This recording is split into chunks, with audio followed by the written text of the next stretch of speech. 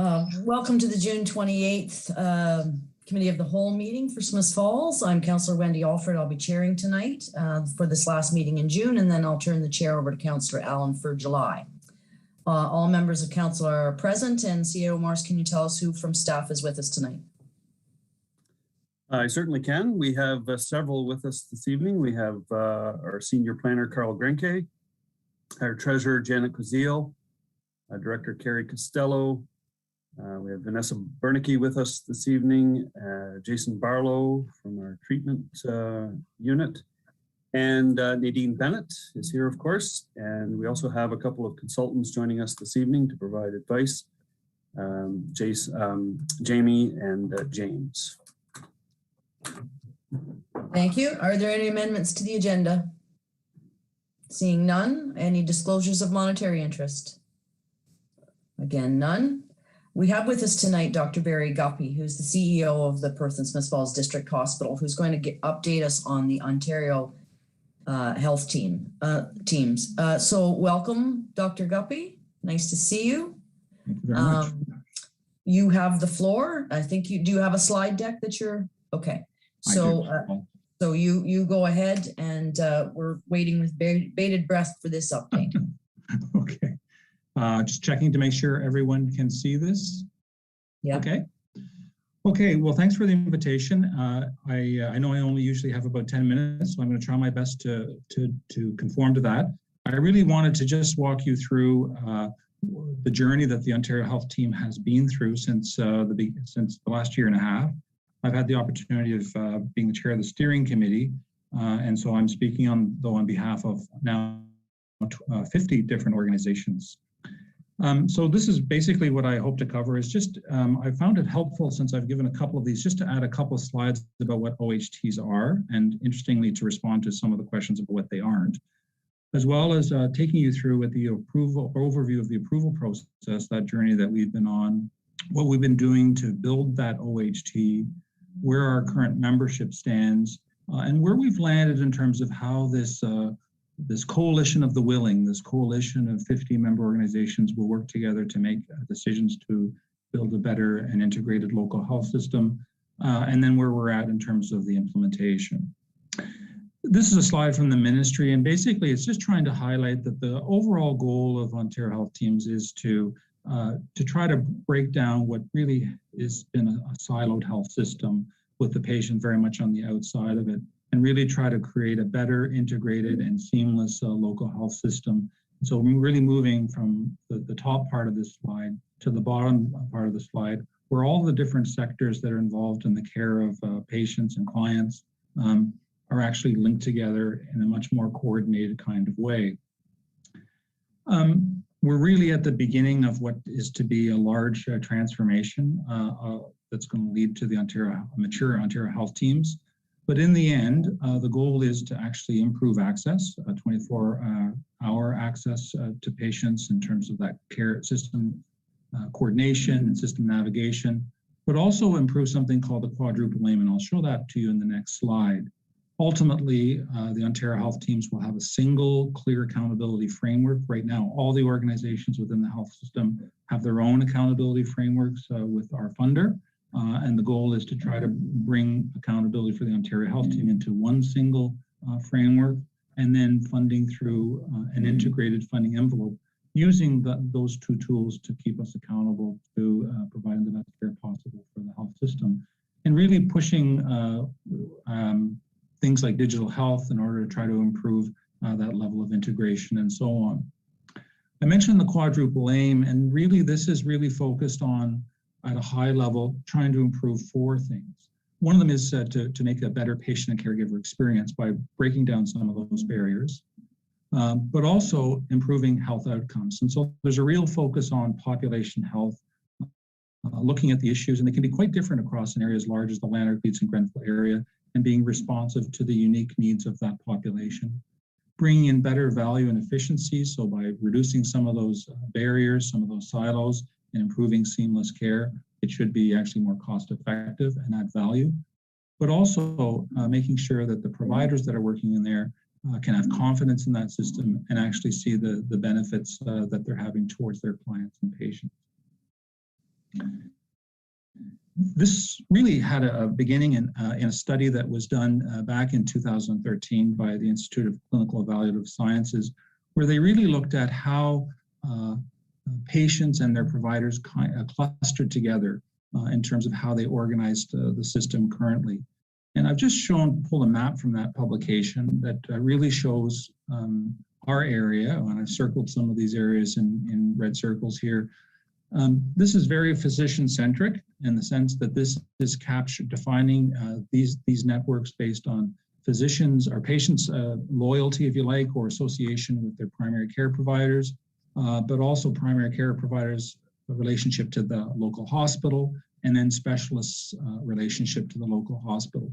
When you look at the data in that way, in our neck of the woods, we really have clustering around the Portsmouth Falls area, which is what has been called Network 9, and then along the 401 corridor centered around Brockville, which is Network 10. But we also in Lanark County also have a part of a much larger kind of network, which is Network 8. So not that whole network, but part of it is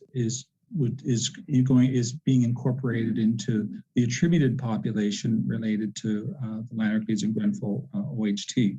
If we just zoom in a little bit, you can just see how some of these nebulas kind of overlap each other. And this data, which was developed by Institute for Clinical Evaluative Sciences, was really to inform, not to define this. And so we've actually taken that to heart because we've really looked at trying to be inclusive of all the population within Lanark, Leeds, and Grenfell. We know for sure what that attributed population is for two of those networks. We don't yet know what it is for that more complicated network, and we're waiting for that data from the ministry. But for sure, it's well over 100,000 and may actually be closer to 150,000 population that will be attributed to this Ontario Health Team. If we just turn to how all Ontario Health Teams went through a development process. This actually began way back in May of 2019 when interested groups were asked to do a self-assessment, their readiness for building these kinds of collaborative teams.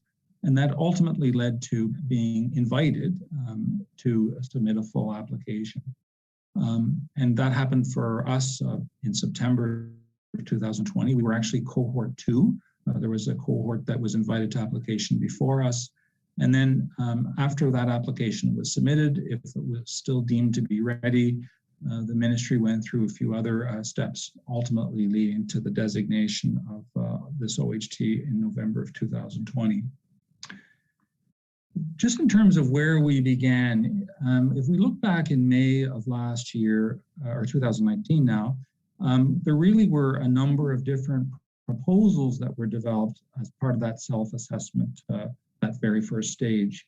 And it became very clear to most of us very quickly that because there were such overlapping populations, that this was not going to lead us to being a designated OHT. And so a lot of work went into, in the front end, trying to build an OHT that was going to encompass our full geography, to bring all of these providers together so that we actually had an economy of scale, if you like, of not only people, but also of providers that could actually help meet the health needs of our community.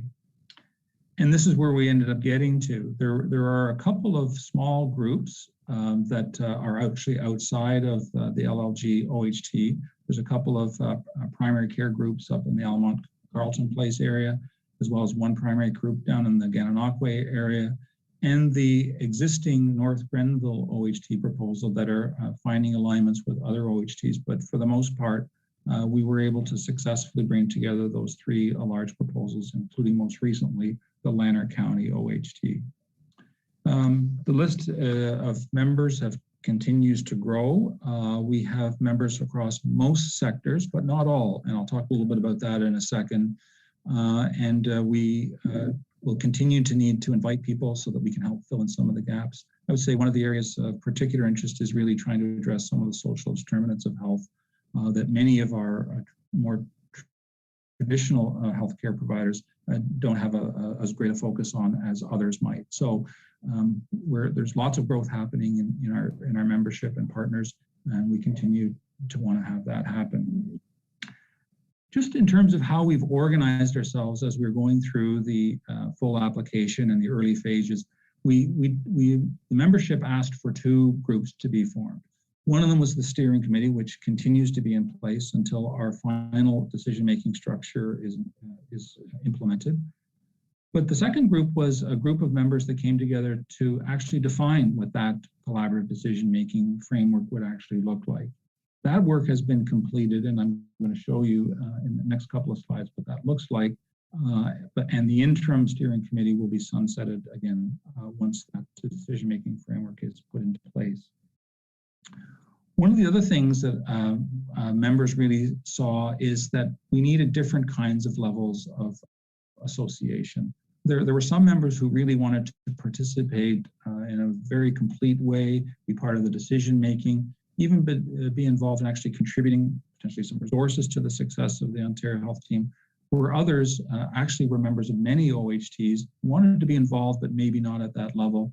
And then some who had an interest in what was happening, but didn't really see themselves, at least at this point in time, as being as fully involved as some of the other members. There is the ability to move between the levels as people's interests and roles continue to change. But this was something that members were asking for, and we were able to respond to. Why this is important is because in terms of our collaborative decision-making model, we know that we need all sectors to participate in linking the care journey for patients and clients. We also need to ensure that all of those perspectives are represented at the decision-making table, which is this collaboration council. One of the evolutions that we brought in later on was to recognize that there were differences across our OHT. And at least as a beginning step, we implemented what we called multi-sectoral committees. There's one in the north and one in the south. And this is where, again, matching up to that first map that I showed you, members who were used to working closely together could continue to do so. They're not a decision-making entity, these multi-sectoral committees, but they can begin to think about strategies and recommendations, looking at that population health perspective across the different parts of our area and making those recommendations for decision up to the Collaboration Council. We will be having a review of our decision-making structure at the 1-year mark to decide whether, once we've developed trust and strong working relationships across the whole area, whether we still need those multi-sectoral tables. But at this point, they've been implemented, and we're going to see where that takes the OHT. We also quickly identified some gaps that we needed to fill in as far as implementing the OHT. And so we established some standing committees. And those are, one of those is primary care networks. So you'll see that that's actually one of our priorities, is being able to create a strong foundation of primary care and to link our primary care providers across the OHT. And so there's a committee that's focused on that. We need the input of patients, providers, and caregivers and family members. So there's something called LEAN, which is the Lived Experience Advisory Network. And that, I'll tell you a little bit about that in a second. We recognize that a key enabler of that connected and collaborative care is a strong digital health strategy. So there's a committee focused on that. And then importantly, this is the community's OHT at the end of the day. And so there's a group that's focused on communications and community engagement. We all had to identify year 1 priorities. And I'm just going to go on to the next slide. Our priority populations were really trying to look at folks who did not have access to primary care as one population. And the second was residents who had a mental health and addiction disorder who had trouble getting the services that they needed and inevitably found themselves either admitted to hospital or coming to an emergency department when those in fact were easily avoidable with other strategies. So those are the priority populations that we want to focus on for the first year. And related to that, we set 3 priorities, indicators. One of them is to work towards ensuring that all the residents in our larger area have the opportunity of having a primary care home, to have a dedicated and reliable access to a primary care provider. And we're actually going to be measuring that. Now, the indicator that we're using with the ministry is unattached residents on the Healthcare Connect roster. We know that dramatically underestimates the number of unattached patients. So we're also looking at a number of unattached patients that come to the emergency departments, for example. We're also looking at creating a system where mental health and addiction services that we have throughout our Ontario Health team are connected at a primary care level. The strategy is still being worked up at this point, but whether it's at a co-location or a virtual mechanism, whatever the case may be, to make sure that patients and clients, as they have those kinds of needs, can be connected early to mental health and addiction services and have a real focus on prevention. And then the last indicator is, again, linked to that primary care foundation that I was referring to, is creating a strong primary care network so that it will be on that foundation that so many of the other initiatives in subsequent years will be built. So that's why that's identified as a very foundational priority and indicator. Just very quickly, there's lots happening in the committees, even though we have not yet sort of received some of the startup funding from the ministry. The committees have been hard at work, and many of them have been doing lots of things to move the OHT forward. So for the communications and community engagement folks, they've been working on developing the material for our website that we'd like to launch, looking at some branding so that they can have that easily recognized by the community, and developing that overall communication strategy. Digital health is one of the busiest committees. I could go on about all the things that they're working on, but again, they're looking at a variety of foundational things to help prepare using that tool to help support patient and client care across the region. And our lived experience advisors, I think, now has 14 advisors from across the continuum and continues to recruit. And they've been helping us develop some material for our website and as well as contributing to the engagement and partnership strategy and so on. From the project team's point of view, the primary care network has been just finding out who all of our providers are so that we can begin that connectivity. They've had some inaugural primary care network meetings to kind of get going on that, and they're doing a survey to understand the full breadth of services that network can provide. Primary care home project team has been looking at processes to actually attach persons. Part of it will be, for example, identifying patients who come into emergency departments who don't have a primary care provider and proactively providing them with an opportunity for that connection. We're actually working on an initial pilot up here in the Parsons Falls area to help that along.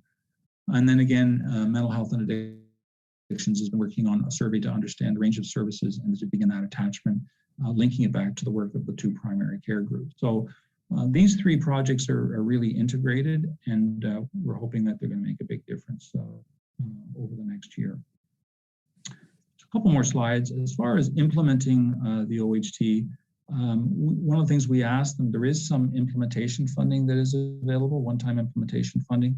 So we've asked the committees and the project teams to identify the resources that they need to support those initiatives. The steering committee has been looking at other kinds of infrastructure things that might need some one-time investment to have them functioning. And ultimately, that all comes together in a spending plan. And there's a working group that's putting that all together. We've seen those recommendations actually last Wednesday, and we finalized that. It's still subject, we still have the ability to flex on that in the event that we need to shuffle things around as time goes on over the next year. But our goal is to submit that to the ministry by June 30th. After we submit that, we will be in a position to receive the one-time implementation funding from the ministry. So what will be happening over the next few months will be, we are in the process of implementing that structure that I showed you earlier with the Collaboration Council and the multi-sector collaboration tables. The multi-sector tables are actually up and running, and they are in the process of identifying those folks who will be sitting on the Collaboration Council. We need to submit a transfer payment agreement. This is the tool that the ministry uses to keep us accountable for the funds that they actually provide us. And then moving forward, we need some of those key foundational infrastructures quickly implemented, such as developing the website, an information sharing platform for all the members so we can easily communicate. And I mentioned earlier that one of the things that we want to do is also look at our membership. We don't have all the members that we need across all of the different sectors. We know that if we want to break down those barriers and create an integrated local health system, that we are going to have to actually approach people and inform them. That's part of hopefully what this is going to bring about tonight, and letting them know about this project and how we're trying to make a better health system. We are still waiting for the full data set from the ministry, just so we can move all of that information into the planning process. And then importantly, we know that there are other OHTs surrounding us. And so we don't want to substitute one old barrier or border for a new one, that we know that that OHTs are not to be a barrier to people receiving care wherever they need to get it. So if they go to Ottawa or Kingston, OHTs are not a barrier to that. And so part of the partnership discussions with other OHTs is to make sure that that experience is also as seamless and collaborative as possible. So we will be working on that over the next several months as well. So maybe I'll stop there. That's sort of a whirlwind tour of OHTs, and I'll stop sharing my screen and be pleased if the chair permits to take any questions. Thanks, Dr. Guppy. It is exciting to see a more collaborative, as you say, integrated and holistic approach to our healthcare. Are there any questions or comments with regard to this? I know we're not there yet, and Dr. Guppy is giving us an update on what we can look forward to and what we can watch for. I do want to say that we appreciate all the work and the leadership that you've shown on this initiative, but also I want to take this opportunity to applaud you for your leadership during COVID-19 as well, Dr. Guppy. Leeds Grenville Lambert has been well served by our healthcare professionals in the last 15 months, and we appreciate it. Is there any other comments or questions from council? Mayor Panko. Yeah, thanks, Dr. Guppy. I guess not only as the chair mentioned, your leadership during COVID, but also your leadership in helping form this OHT, and which, I mean, the service looks is extremely complex, multifaceted, and will take quite a bit of time and energy from a lot of groups to bring this together. But can you maybe just take a moment and, as this is broadcast to our population, and explain maybe in a couple situations what it means at our citizen level, what it means to the average citizen, maybe what it means for a citizen who has maybe multiple health complications, and maybe even someone who's had some challenges with addictions or mental health in the past. Certainly. So again, just linking back to the first year priorities, I am very optimistic that we'll be very successful here. Some of these problems are perennial, and so there's nothing wrong with taking on big, tough problems. But we're hoping that all those folks that have had difficulty accessing primary care are going to have that opportunity. We're going to be proactively helping to support that. The second thing is, again, rather than having to either have long waits or sometime, showing up in emergency departments and so on when they're perhaps sicker than they could have been, having a more of a preventative approach so that through that primary care practice, if folks can have access to those services in a much more seamless way. I think that's why those two priority populations have been the focus of this OHT initially. And if the strategies that we're beginning to hear talked about and worked on by members in these different project teams continue to develop in the way that it looks like that they are, I think folks who have not had access to primary care and folks who have had challenges accessing mental health and addiction services are going to notice significant improvements there. There's an endless array of priorities that need to be worked on in our health system. I think this kind of forum was very effective in COVID. We used this to help solve some problems in a system. And I think if we can just continue that momentum as we collectively and systematically address different kinds of issues where there are barriers to care. I think there's a great opportunity here, probably the best one in a generation. Great. Thank you very much. And before I finish, just want to acknowledge Dr. Guppy will be leaving his position as president of the Perth and Smith Falls District Hospital on August 27th, I believe, and moving on to a new role at Health Canada. And we deeply appreciate all you've done for healthcare and for the people of our community. And I'm sure when you moved here and took on that role, you never anticipated you would do it through a pandemic. But we're extremely grateful that you were in the leadership position you were in during this time and did all you could to make sure that our citizens were safe through this time. So we wish you nothing but the best, and you will always have friends here in Smith Falls. Thank you, Your Worship. Thank you again, Dr. Guppy. And now we will go ahead with the rest of our agenda. There are, I need a mover for that the minutes of the June 7th and June 14th, 2021 Committee of the Whole meetings be received and filed. Moved by Councillor Allen, seconded by Councillor Dwyer. All those in favor? Thank you. And I believe we have one director's report. CEO Morris, that's Deputy Clerk Bennett. Yes, correct. Thank you. Thank you. Just a quick report to let the public and council as well know that next week we will be canceling the meeting. So tonight we'll have a special council following Committee of the Whole, and there will be no meeting next week. So we'll also announce that on social media for the public as well. Thank you, Deputy Clerk. Now we have two items of correspondence. The first is a letter from Fort Erie regarding Lyme Awareness Month and wishing our support, this council's support, for joining them and the City of St. Catharines in calling on the province to expand testing of all strains of Lyme disease and to improve the level of treatment for those diagnosed with it. As we also are in a high-risk area, I assume that council wishes to move this to council tonight? Thank you. The second piece of correspondence is a call from the Township of Terrace Bay, to join them in calling the province to undertake reforms to the current Municipal Freedom of Information and Protection Act. That act is 30 years old, and has gaps in, doesn't reflect the realities of operating in current and emerging technologies, or in responding to particularly smaller municipalities, the constraints that are on them. So again, I assume council wishes to move that forward as well. Did you have a comment? Yeah, I did actually. I guess I was on mute. I had a comment for the last one. On the Lyme disease, that's okay. On the Lyme disease resolution, I support, we should bring it forward to a committee of the whole. I'd like to hear from the health unit as well on their opinion on that.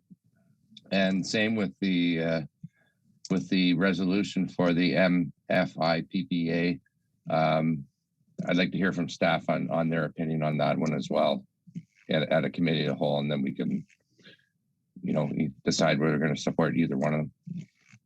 Well, when I asked, it appeared that both resolutions would move forward to council, and again, well, I missed your statements, but does anyone else have a preference for moving it forward to council tonight and or taking it back to staff or others?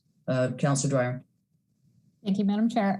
My only concern with postponing Lyme Disease Awareness Month is I believe this is Lyme Disease Awareness Month, so it would be nice to wrap that up within the same month. Okay.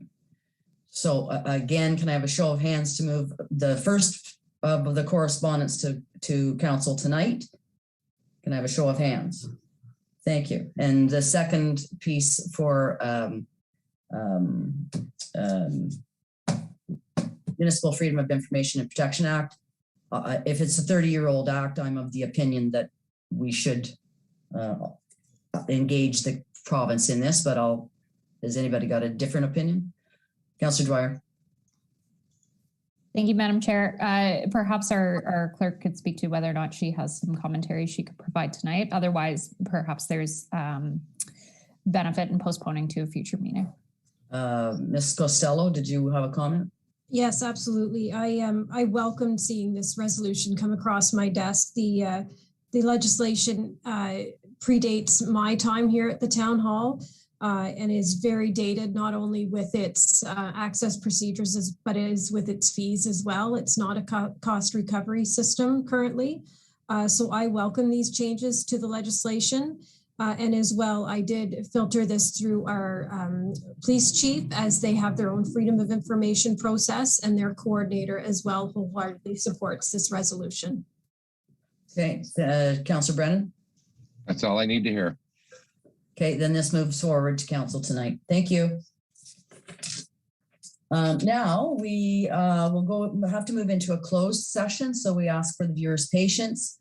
I do need a motion that council of the corporation of the town of Smith Falls, as provided in section 2392E of the Municipal Act 2001 as amended, move into closed meeting to discuss a potential litigation. Can I have Councillor Dwyer, seconded by Councillor Allen? All those in favor? Thank you. And so we will return as quickly as possible.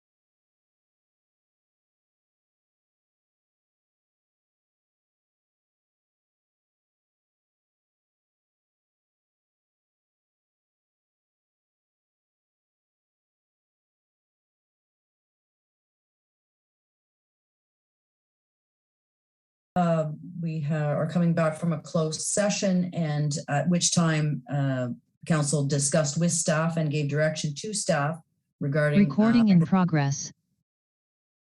Okay, so I think better go back and say that again.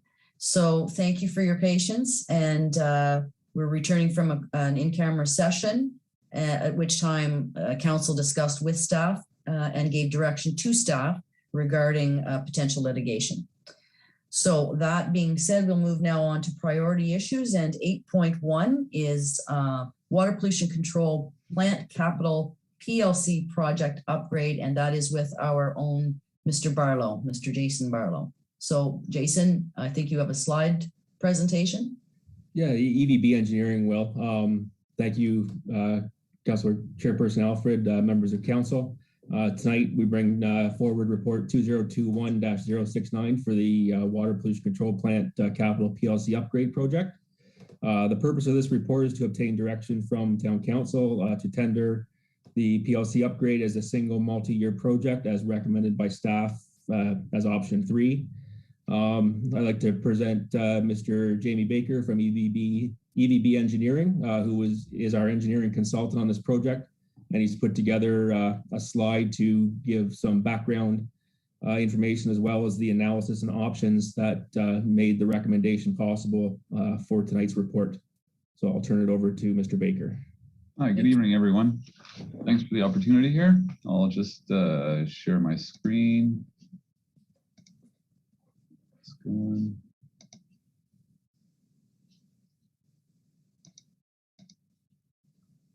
Can everybody see that all right? Yes. All right, so my name is Jamie Baker with EVB Engineering, and we're pleased to have the opportunity tonight to present the project we've been working with Jason and folks at the wastewater pollution control plant on the PLC upgrades. So we'll do a little bit of introduction. We'll roll through the background of how this kind of project came to fruition. We'll review the kind of the design, cost estimates, review the tender options and our recommendations, and then open it up to any questions if you have any. So currently the water pollution control plant has a mix of controllers located throughout the facility. It's kind of like the little brains located all over the plant. They pull information from the different processes that are happening and allow the operators to work out of certain areas and gather all the reporting from kind of a centralized computer base. So currently there are 5 main PLCs at the plant. Then there are 3 additionals that are kind of more associated with the sanitary collection system, but they're all reporting back to the supervisory system at the sewage plant. So of all the controllers and kind of PLCs, control panels, they're a mix of different types. They have different communication protocols. They have different ways in which they kind of report and give the handshake back and forth to one another. And what's the equipment's ultimately becoming outdated. There's the supplier support is not there anymore for these processors, and you can't get replacement parts for them. So it's becoming more of an issue as these things fail. You have to go and scavenge parts from other controllers, other failed ones, or other ones that you've replaced. So and the longer this goes on, there's less and less of that material available. So you're constantly sourcing this equipment that it's hard to find. So we've been working with town staff to come up with kind of a reliable replacement method for all the gear at the plant while making sure that the system stays in operation, because that's very critical for the sewage plant in the town of Smith Falls. So the first task was to kind of gather all the site information, get all the design codes, any programming, layouts, data gaps, gather all the existing information and kind of compile that into, a set of preliminary documents. And then from that, working with Jason and the staff at the plant, we've kind of further refined that, developed the networking drawings, the input-output list. So it's a lot of data. It's all computer-related equipment and putting kind of the ones and zeros across between the computers. So as part of that, we've developed the design drawings, details, the tender documentation, and the construction cost estimates for the replacement systems. And we broke it down per each of the controllers. And then the final task would be the implementation of the design. So that's construction and commissioning of the replacement units, and integrating that into the plant operations. So what that looks like specifically is that there's kind of 5 locations at the plant. One of them's in the headworks, aeration, the tertiary filters, so at the back end of the plant where the UV disinfection is, and then the administration building, and then the generator and pelletizer belt filter press operations. So those are kind of the 5 different layouts throughout the plant. And then there's 3 remote. There's the combined sewer overflow tank that's on site. That's kind of tied to the collection system. Then there's the OPP pumping station and the Center Street sewage lift stations.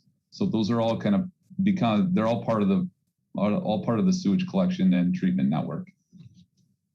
So here's just a little overview. Hopefully you can see that all right. So we have kind of the offsite applications up top. We have the water treatment plant included in this mix because there's data flow between the 2. Center Street pump station, the OPP pump station, and then it all comes back into the administration building.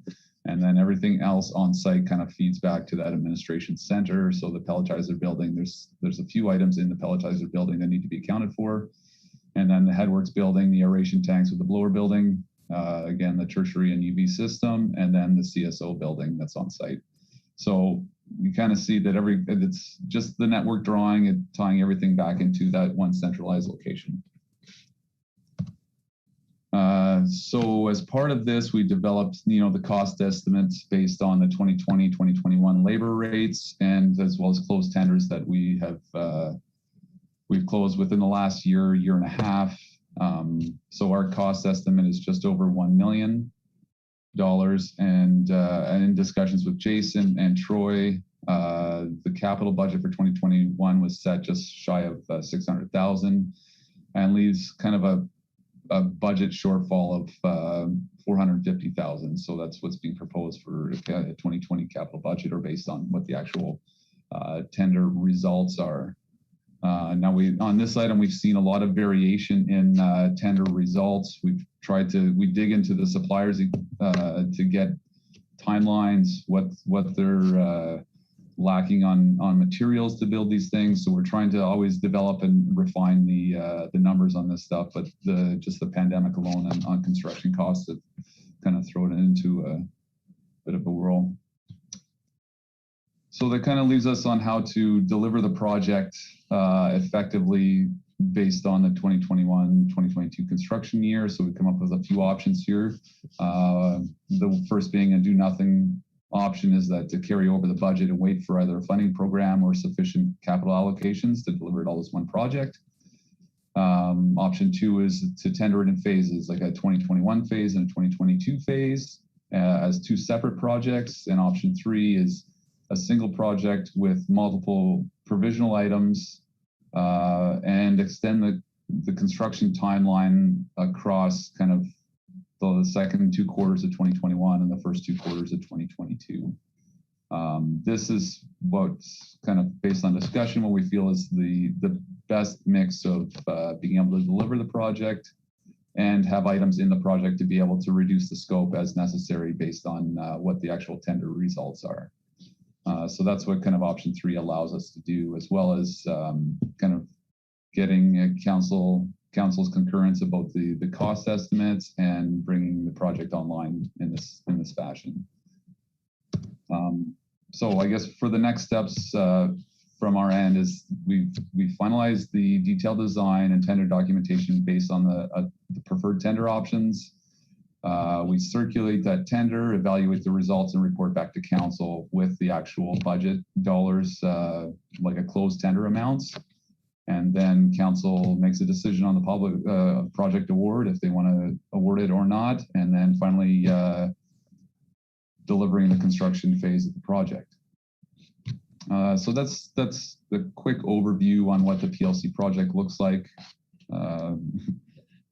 And I guess that's all I had to present. So if anybody has any questions or comments, we're glad to answer them. Okay, could you, yes, thank you. We've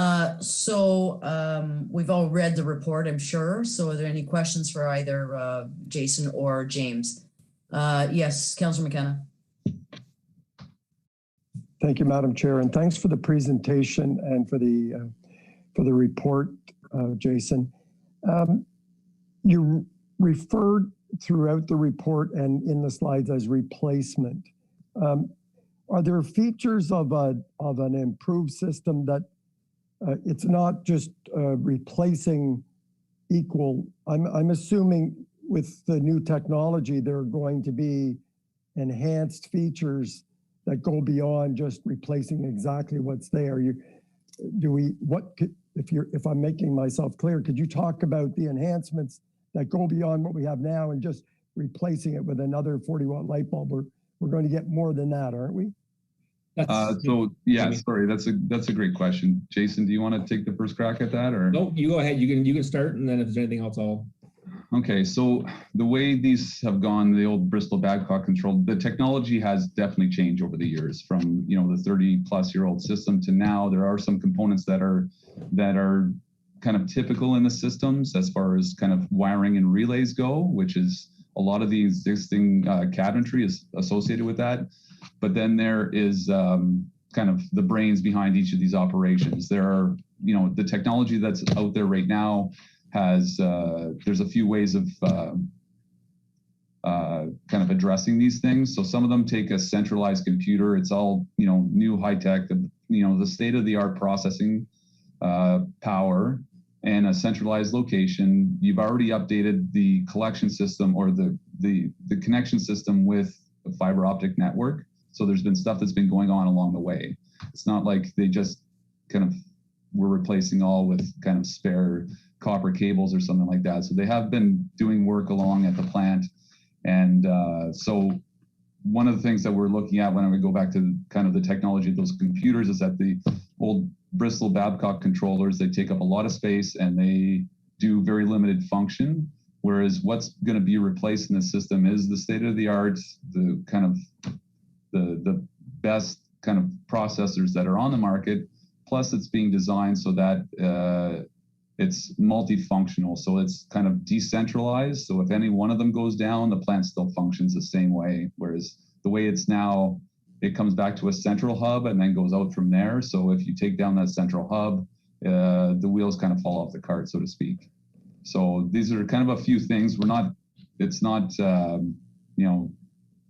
crazy new technology or anything like that, but it is the state of the art of the technology currently. And it's been used for, it's always being developed. This is computer-based equipment, so it's always evolving, but it's as far as we can go at the current time with the technology that's available. Councillor McGuire. Thanks, Madam Chair. Thanks for your presentation, Jamie. My question, I'm just a little bit confused on the numbers. We've gone, if my memory is right, on the first to the third draft of the budget, we went, I think, from $600,000 budgeted to $550,000, and now we're up over $1 million. Is that the correct way that this has progressed? Yeah, that's how this has moved forward through the budget over the last couple of years, and the dollars that were allocated for each year for the project and where we are today. Okay, I'd just like some more explanation on where the cost increases have come from, because like knowing how strong the dollar is right now, I'm assuming a lot of this stuff gets supplied in US dollars, so that's kind of off the table. But just having COVID as a catch-all, what are the real things that are triggering almost a 50% increase in the cost of this? I believe from the first phases or the scope of the work from EVB Engineering to begin with, we had it estimated at $1 million previously. And if you look at the financial plan and the documents that were provided, there was a total of $1 million to be allocated to this project over the course of 3 years. So the dollars were there. Just we're at the point now where to move this project forward, we need to kind of project that 2022 proposed pre-budget approval if this does get approved by council after the tender process. Great. So the idea is take a 3-year project, condense it down to 2 years, and by doing it all at the same time, we're going to have the advantage of greater standardization of equipment. That's what we're hoping, yes. Awesome. Thanks. Councillor Dwyer. Madam Chair, I have no questions or comments. Oh, sorry, Mayor Panko. Thank you.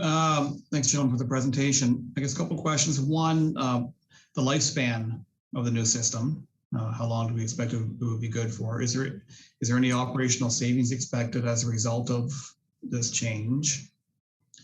And is there any, I guess from a priority standpoint, I understand obviously it's a big priority, but I guess the merits of condensing this to a shorter period of time, and there, I guess, a potential risk of failure, I guess, in deferring this delay in any delay. Yeah, there is a risk on deferring. This project's been on the books for quite a few years, and we haven't had, knock on wood, any failures recently, but in 2018, we did have one of our controllers fail, and it took us 3 days to get that process back up and operational. So that's one of the reasons. If this was to go in a different area, we'd be looking at different coverages and different things to make up for that loss. So the costs that we incur is based on the risk of failure. That's why we want to condense this and move this forward to make sure we expedite and get the same products and integration at one time. So we're not piecing together pieces over time, because that's the way you can get different products or different integrators, and then it creates more of a hassle in the future years trying to, again, work through all the different layers that are there in the project. And the lifespan? Jamie, do you have an idea on the lifespan of the new controllers? Yeah, sure. So the life expectancy of the controllers themselves should be around 20 years. There's a few components to it, like there's IO cards, there's pieces in these things that you can replace when they failed. It's going to fail. It's a computer system, whatever. But there's replacement parts of it, so it should be the life expectancy. I would expect to get 20 years out of these controllers. If you got less than that, there's components that you would replace. And with respect to the operational savings, I don't really see that there would be much operational savings for this kind of item. Like, it would be different if we're talking about a major power consumer in the system, but this is just streamlining their communication. So it's not. Oh yeah, I think more from a maintenance, I guess, standpoint of maintenance of the old system on an annual basis to more hands-free, less work on the new system. Yeah, that's a good point, because you would have less, like during the failures of these units, you have to spend a lot of operational time kind of chasing down the components and fixing them. So there's definitely going to be some savings on that end, just the physical kind of maintenance portion of it. As far as we're not taking a lot of more data than what's already there. So we're not adding other pieces of technology out in the field, so analyzers and all that kind of stuff, and bringing more information in. It's kind of just making sure the status quo is what they have and bringing that forward, and not trying to add more things onto it. Okay. Well, all if I can just finish, all things considered, I support the staff recommendation. Councillor Brennan, you had a question? Yeah, the mayor asked my questions, and my thought is that I support the recommendation. I mean, wastewater treatment is a major function that we provide to the town, and none of us around here, around the horseshoe, which we're not on, but are experts in it, and we rely on their professional staff, and I think they've given a good strategy. I like the strategy of doing it over 2 years. We can, and tender it all at once. It's great. And I like the idea that it's going to be a, service for 20 years and, hopefully more, but I support staff recommendation. Okay, so can I have a show of hands or thumbs supporting staff's recommendation? Mr. Barlow, Mr. Baker, you're on your way. Thank you very much. Thank you.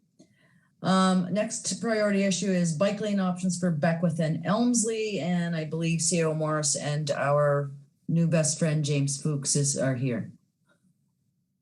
Yes, thank you, Madam Chair. So as a follow-up to last week's discussion about the cycling facilities, James and his team have done a lot of work and have crafted 3 new options that we want to share with committee this evening. So that said, I'll turn it over to James and he can walk you through what he's come up with. Thank you. Good evening, everyone. Thanks for having me back. I'll just share my screen here. For anyone watching who wasn't here last week, my name's James Fuchs. I'm the project manager with Morrison Hirschfield Consultants for the Beckwith Street Revitalization Phase 2 project. Hopefully you can see my screen now. Yes. Okay. So as CEO Morris mentioned, at the committee meeting last week, we were asked to look at opportunities to improve the cycling facilities that are proposed in the Beckwith and Elmsley intersection. So I have a fairly brief presentation tonight to go through the options that we have looked at. We have options 0 to 4 that I'll describe. Before I get into that, I'll just explain some of the constraints and considerations that inform this choice. So up to now, we've really been focusing on the project in terms of Beckwith Street itself, and the direction to date has really been to minimize the work on Elmsley Street. So the Beckwith Street project does include changes to the intersection, but it wasn't intended to include any changes to basically the geometry or the location of the curb lines on Elmsley Street. But to fully consider cycling facilities in the intersection, we need to consider what's going to happen on Elmsley Street. Now, unfortunately, the timing isn't perfect. I believe that you are looking to award a contract for an active transportation master plan this evening. You know, in an ideal world, we would have the recommendations of that plan already, and we would know whether Elmsley is going to be proposed to have cycling facilities and what those cycling facilities are going to look like. As things stand, we're going to have to make an assumption or an informed assumption about what type of cycling facilities might be considered on Elmsley and whether those facilities will be on Elmsley or whether cyclists might be routed on some of the residential streets instead. So to help us with that decision, we took a high-level look at Elmsley. West and east of Beckwith Street, Elmsley is just wide enough for on-road bike lanes. So it's approximately 10 meters from curb to curb, which is just enough for 2 3.5 meter traffic lanes, which is a standard traffic lane width for a road such as Elmsley, and 2 1.5 meter bike lanes, which is not quite the bare minimum, but it's the minimum that we would ever recommend on a street with truck traffic. Ideally, you'd be looking to provide buffers between the bike lanes and traffic lanes. There's not going to be space for that within the pavement width that's available on Elmsley, but there is the potential to put in bike lanes in future. However, the Beckwith Street intersection is currently a pinch point. There's 2 reasons for that. Just west of the intersection, we have the right turn lane, which we're maintaining as part of the proposed design. So that adds an extra lane into the roadway. And to accommodate that right now, the roadway does get wider in that area, but it doesn't get wider by a full lane width. The lanes get slightly narrower. So there's less kind of spare space in that section for potential cycling facilities. And also on the east side of the intersection, outside the McEwen gas station, the roadway is slightly narrower there as it passes the island and just basically up until you get into the section with the parking just east of the McEwen.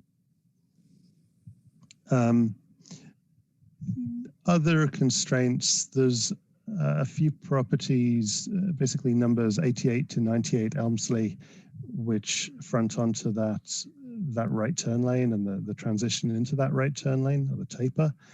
Some of those properties are close to the back of the sidewalk, or they have front porches or steps that are close to the back of the sidewalk. So they present a constraint to how much widening could be done in that area. On the northeast side of the intersection, the McEwen gas station, the pumps are very close to the back of the sidewalk. As you can see from the image in the corner here, there's really no possibility of widening the roadway without completely rearranging the layout of the gas station. There's also a couple of mature trees that are significant here or are significant to the conversation. There's one at the end of Glen Street and one just outside the library. So I'll briefly explain the options that we've come up with and we want to present. I'll go through them briefly just to explain what they are, and then I'll go through them again to take a deeper dive into each option. So I'm calling the previously presented design option 0. So you've all seen this before. This is what we were asked to improve on. Option 1 is intended to provide safer options for cyclists entering and exiting Beckwith Street, but to do so within the existing road geometry. So there's no road widening proposed as part of option 1. And I'll explain the details of this in a moment. Option 2 adds in future on-street bike lanes, or it accommodates future on-street bike lanes on Elmsley Street. So basically we'd be constructing the first 100 meters or so of those bike lanes as part of this project, and they could be continued east and west on Elmsley under future projects. And this does require some widening to address those pinch points. And then option 3, which I don't have a project-specific graphic for because of the challenges of implementing this within the constraints of the intersection. It would take quite a bit more survey and design work to come up with a layout for this, would be the gold standard of a protected intersection. So in case you're not familiar with the concept, a protected intersection provides signalized cross rides for cyclists on all 4 legs. So it enables cyclists to navigate the intersection completely separately to traffic, much in the same way that if you're a pedestrian, you cross from sidewalk to sidewalk, you don't kind of walk down the road. It provides a similar facility for cyclists parallel to the pedestrian facility.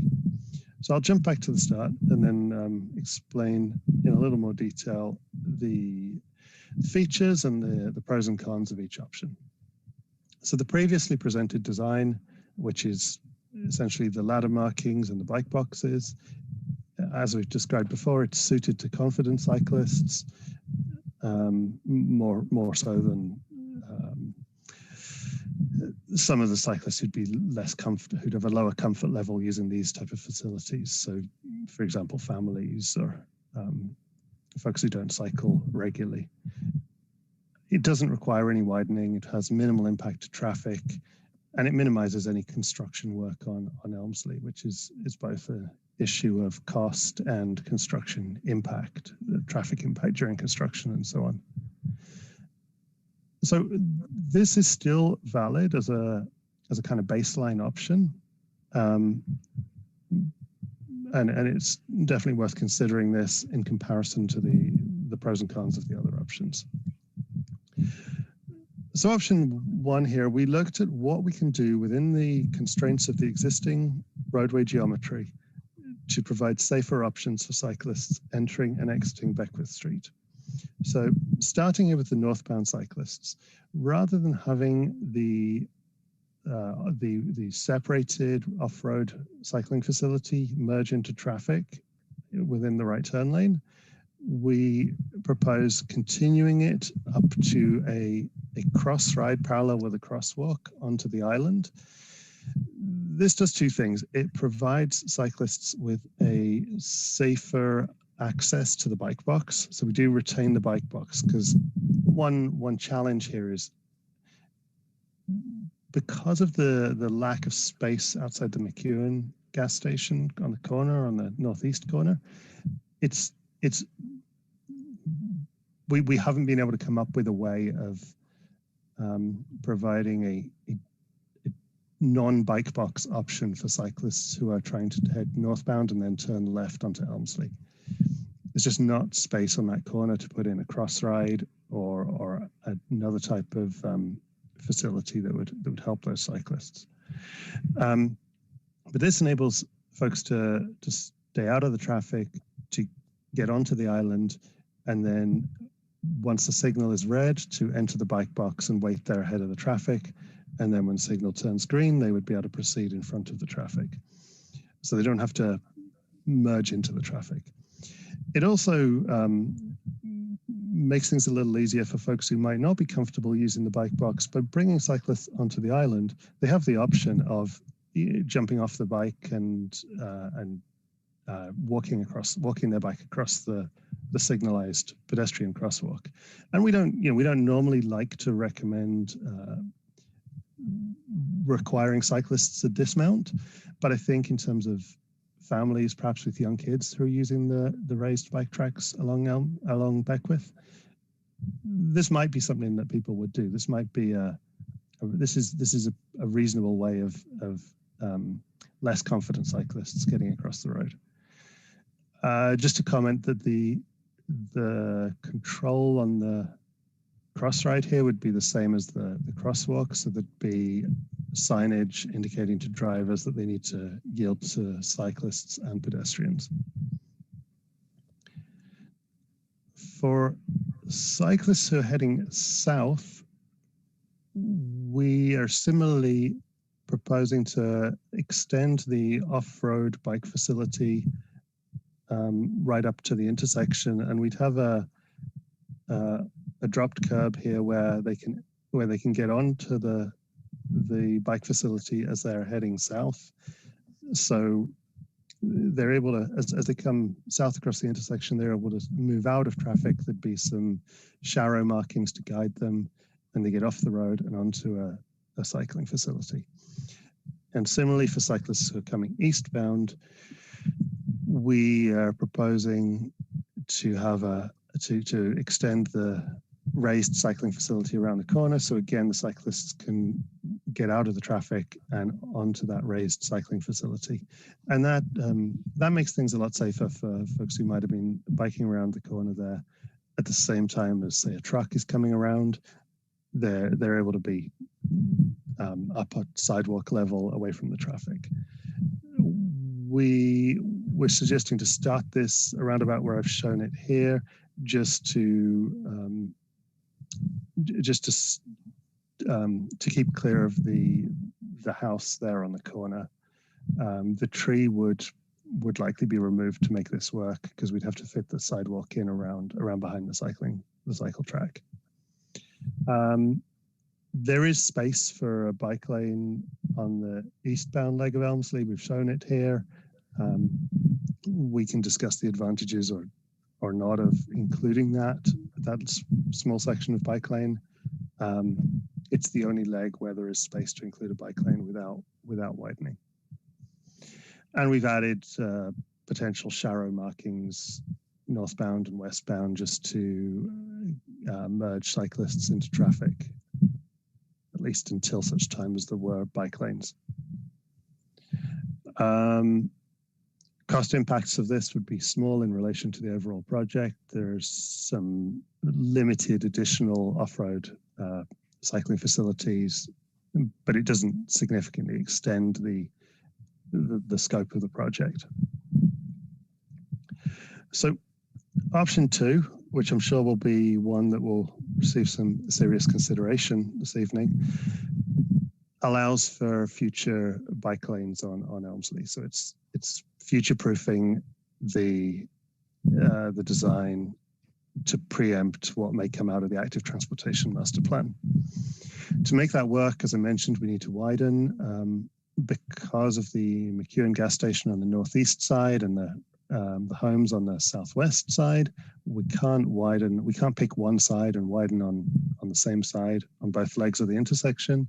We need to put a little bit of a curve into the roadway and widen where we can. So we're proposing to widen against the Esso gas station. So it would be along the length of the Esso property, and we'd be taking about 2 meters. And there does appear to be space for that, both within the right of way, so within the town's property, and in terms of not having any significant impact on the gas station. There's a bit of a boulevard there that we can widen into. We'd potentially need a small retaining wall to make that work at the end of the property, but nothing that appears to be a major challenge.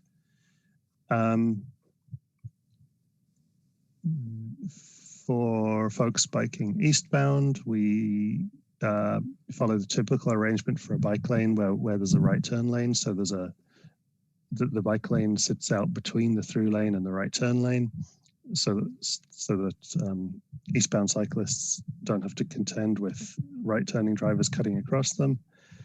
And there'd be a emerging zone with a green surface treatment to guide the cyclists across the right turning traffic at the start of that lane.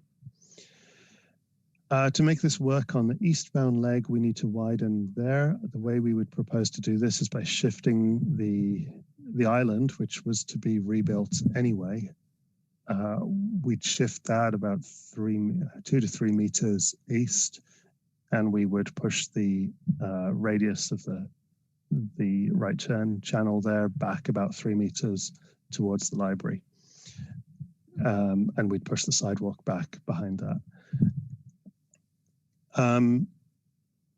This does include more work on Elmsley, both west and east of the project area than was previously in the scope of the project. So there would be a cost impact of that. We would look at whether we could do this. Once we get into the detail of this, we'd see if it's possible to retain the tree beside the library, because it is a nice mature tree, quite a large tree. And we'd weigh that up against, what the impact that would have on the sidewalk design. For the sake of discussion, I think it is appropriate to assume that tree would be removed and it would be replaced, say, at a 2-to-1 ratio with new trees. This design doesn't involve any changes to traffic operation other than the narrowing of lanes. So there's no changes to the signals, the signal phasing, or anything like that. All the traffic analysis that was presented previously still stands. The lanes would be narrowed, but would still meet the appropriate guidelines that would be followed for designing a new roadway of this type, other than the lack of buffers between the bike lanes and the traffic, which, if you had unconstrained space, you'd be putting buffers in. In a retrofit situation like this, it's often not possible. And I've noted that this would require a level of rework to the design, in particular the design of the traffic signals that's been completed. Finally, to comment again on the gold standard option of the protected intersection. In this case, specific to the Beckwith-Elmsley intersection, because of the constrained space, particularly on some legs of the intersection, it wouldn't be possible to put in a complete protected intersection like this, which provides for the pedestrians. It separates out the crosswalk across the bike lane, and then there's a pedestrian storage area, and then the crosswalk across the road. So there wouldn't be space to do that everywhere. We'd be placing we wouldn't have this boulevard between the bike lanes and the road. There are recognized design guidelines for a constrained protected intersection, which is what we'd be proposing here. So we'd need a mixture of raised and at-grade cycling facilities. We would find a way to fit in all four signalized cross rides. The way we do that is by removing that remaining island on the library quadrant of the intersection. So we wouldn't have that island there anymore. We'd tighten up the radius there to create space to enable us to shift everything over slightly in the intersection and create space for this facility. The result of that is that the northbound right turn from Beckwith to Elmsley would be restricted to cars only, because it would have to be a tighter radius to make this work. There would be traffic impacts of implementing this type of design. Typically, there's no right turn permitted when the cross ride signal is green. So when cyclists have a green light, you typically would design this either as no right on red or with separate phases for through traffic and turning traffic. And the cost impact would be more significant. There's quite a lot of additional signal infrastructure because you have cross-ride signals as well as the traffic signals. With all the changes to the geometry and the curbs, there would be new catch basins and drainage infrastructure.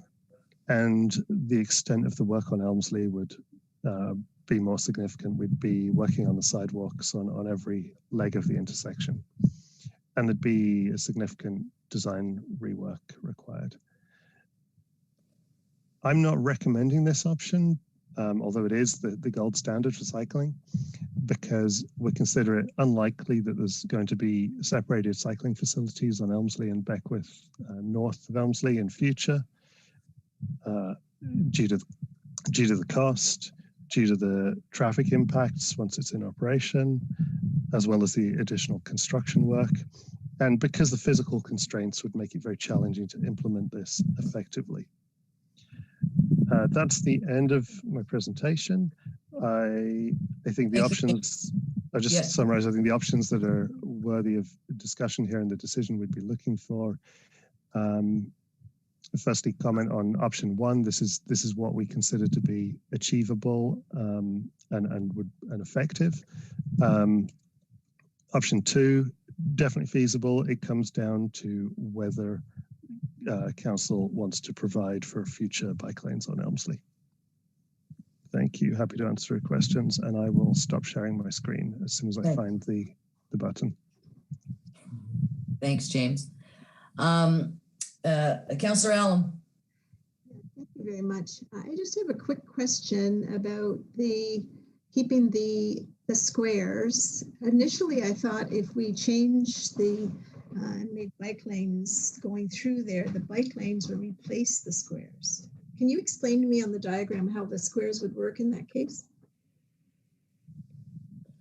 Yes, so I can. Swapping the bike boxes out for just lanes, I think is what you're suggesting. Yeah, I'll quickly put my screen up again and sorry, run through that.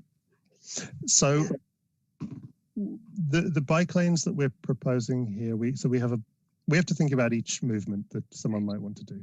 So eastbound and westbound, we have bike lanes now in and out of the intersection.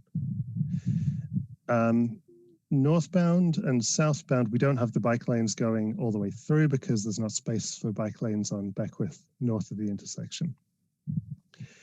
The bike boxes are to accommodate the turning cyclists. So specifically the folks who are heading north on Beckwith and they want to make a left turn to get into this bike lane on Elmsley.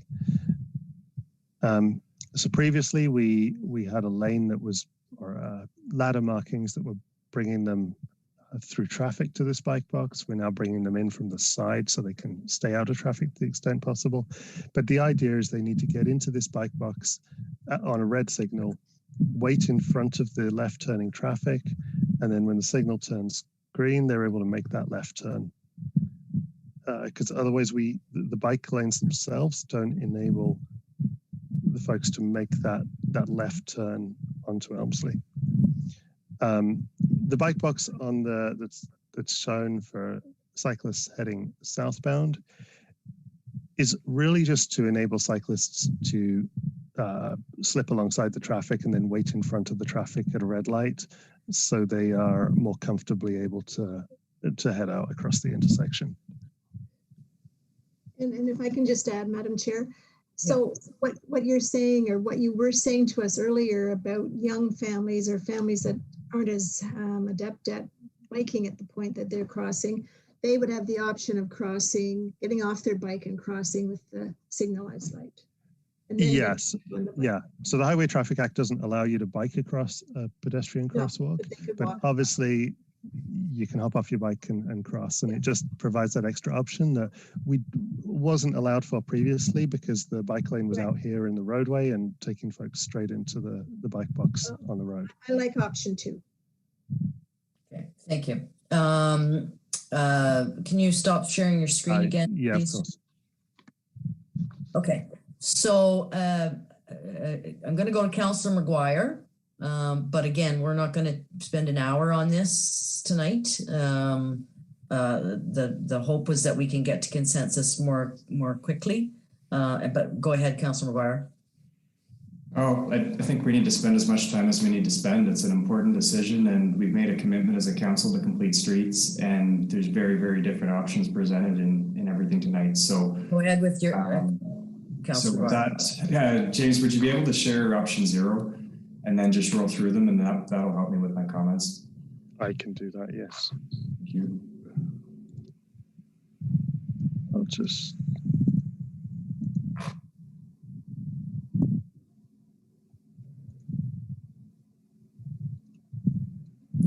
Okay, so on option 0, I really like the ladder markings that come into the bike box.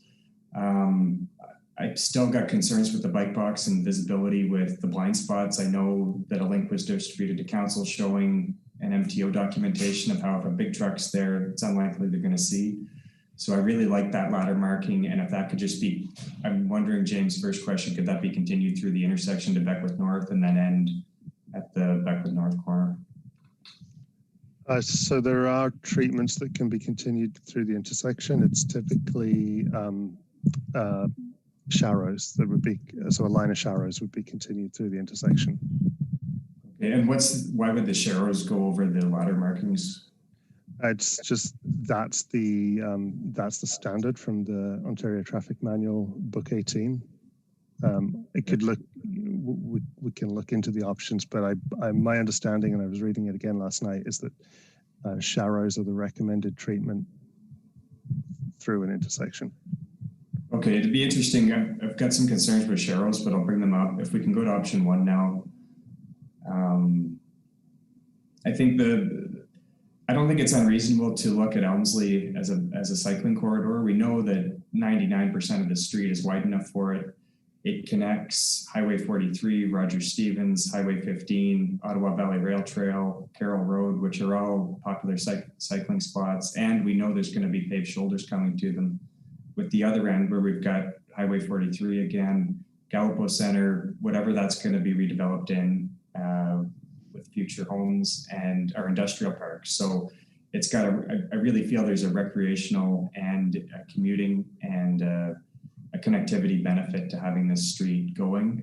Sure, you could put it on McGill, but I think the same way the cars don't want to stop at all the stop signs, I see cyclists having the same experience. So going back to the presentation, I think this is, it's a pinch point. And I think that James, you hit the nail on the head there. So when it comes to a pinch point, I think we're trying to do a lot of things here, but ultimately we failed to get that elegant solution because we're trying to do too much in too little space. So if we could go to option 2, option 3 is beautiful. I love the drawings. I don't economically and functionally, I don't think it's the best thing for us here, but there's some really great aspects to this. Elmsley Street's got clear crossings, so when a cyclist approaches that pinch point, they're not feeling the pinch the same way anymore, so it solves that problem. The sharrows, I don't know, they seem to work better in low speed environments, so if a ladder crossing just for marking to really give that space as possible, I think that would be great. The fish hook on the bottom corner there, I'm just wondering for functionality how that's going to go. It's a pretty tight corner to make, so I want to make sure that's going to allow for flow. And I'm interested to hear what people think on the bike boxes, because it's just having that ladder crossing coming up on Beckwith traveling northbound, I think would be really great if we could add something like that to Beckwith traveling southbound, and replace the bike box with that. I think it could be better for cars and cyclists, but that's where I'm at. I think the Sharrows, there's an ongoing debate with their effectiveness. I think a lot of the time they come across as when there's an intention, but there's not an action, the Sharrows are the way to go. But if they're the only option we've got here, that's okay. It's just that ladder marking gives you that clear spot on the pavement to travel on. So yeah, definitely support option 2. And James, if you have any comments on the right-hand turn lane in both directions coming onto Beckwith and by the library, I'd be interested to hear that. So you're referring to the right lane here that's in green? Yeah, just that fish hook there at the end. This area would be refined a bit in the design. We'd make sure that the radiuses work for cyclists. We did play around with it a bit so far, and there's essentially 2 options. You either put the sidewalk on the closest to the road and the bike lane behind it, or you do it the way around we've shown it. The challenges with putting this sidewalk between the road and the bike lane is we then have to provide pedestrian crossings of the bike lane which meet the accessibility standard, which take up a lot of space and involve multiple TWSBIs and a lot of tactile delineators. In this constrained environment, this approach of putting the bike lane on closest to the road is a little cleaner because you have a single TWSBI behind the bike lane. I understand it doesn't look great right now. This is a sketch to indicate the concept, and once our designers have finished with it, we'll have this laid out in a more with radiuses and so on that are definitely work for cyclists, and we'll make this work and look a little bit cleaner. And we'll also look at the layout of the sidewalk and whatever other paved areas there might be within here, considering the possible future gateway feature, or even if not gateway feature, the landscaping that would be put in as part of this project. Did you have a comment on the other side as well? Yeah, just is there a big difference to us whether we keep the ladder markings, and if we do keep the ladder markings, could we get rid of the bike boxes at that stop point? So we need the bike box in the left turn lane here to enable those left turning cyclists to get out in front of the left turning traffic and proceed ahead of them. There's with the geometry of the street just south of here and so on, and where the cycling facility is, there's not really another great option for getting cyclists out into that left turning lane. We like this option, or we've put this option forward as an alternative to the ladder markings to keep cyclists out of traffic as much as possible. Obviously, it would be possible to use the ladder markings with the rest of the features of this and remove this cross ride. But I think in terms of putting forward a solution that's as safe as possible for as many people as possible, this is the preferred option. Okay, I guess my final comment then is we don't have the left turn lanes going down Beckwith Street, and it seems to be working fairly well. So I would be okay with, this cyclist could cross with traffic and then wait on that other corner until they can come around. But I don't know, seeing the bike boxes on a strip as busy as this it gives me some pause. So anyway, thank you for your help. So if I understood you correctly, Councillor McGuire, then option 2 is the one that you would support. Okay, thank you. And again, James, sorry, but I can't see anybody with all that stuff up. Any other comments? Mayor Panko and then Councillor Brennan. Actually, Councillor Brennan was. Sorry. Councillor Brennan then, and Mayor Panko, and then Councillor Dwyer.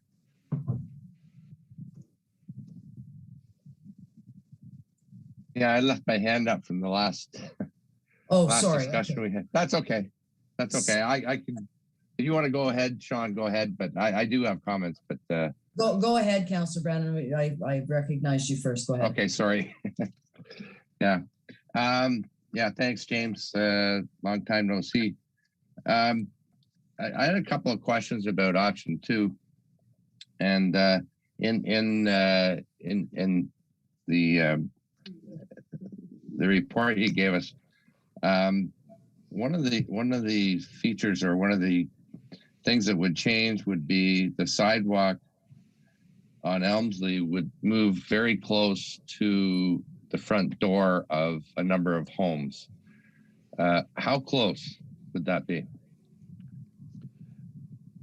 The way we've drawn this up in the end here, I know that was something that had been discussed in the email last week. The way we've drawn this up in the end, we are putting all the widening on the north side, so we wouldn't move that sidewalk where it's in front of the homes. We're only widening kind of east of where, or around from around about where the tree is right now at the end of Glen Street. So the sidewalk would not move closer to homes. Correct. On Elmsley Street. Yeah, we'd move it closer to the Esso gas station on the other side. Okay. The other one was on that option. You mentioned there's going to be a little narrowing of the lanes. Is that when you come up to the intersection and making a right on Beckwith? Is that going to cause a concern for trucks?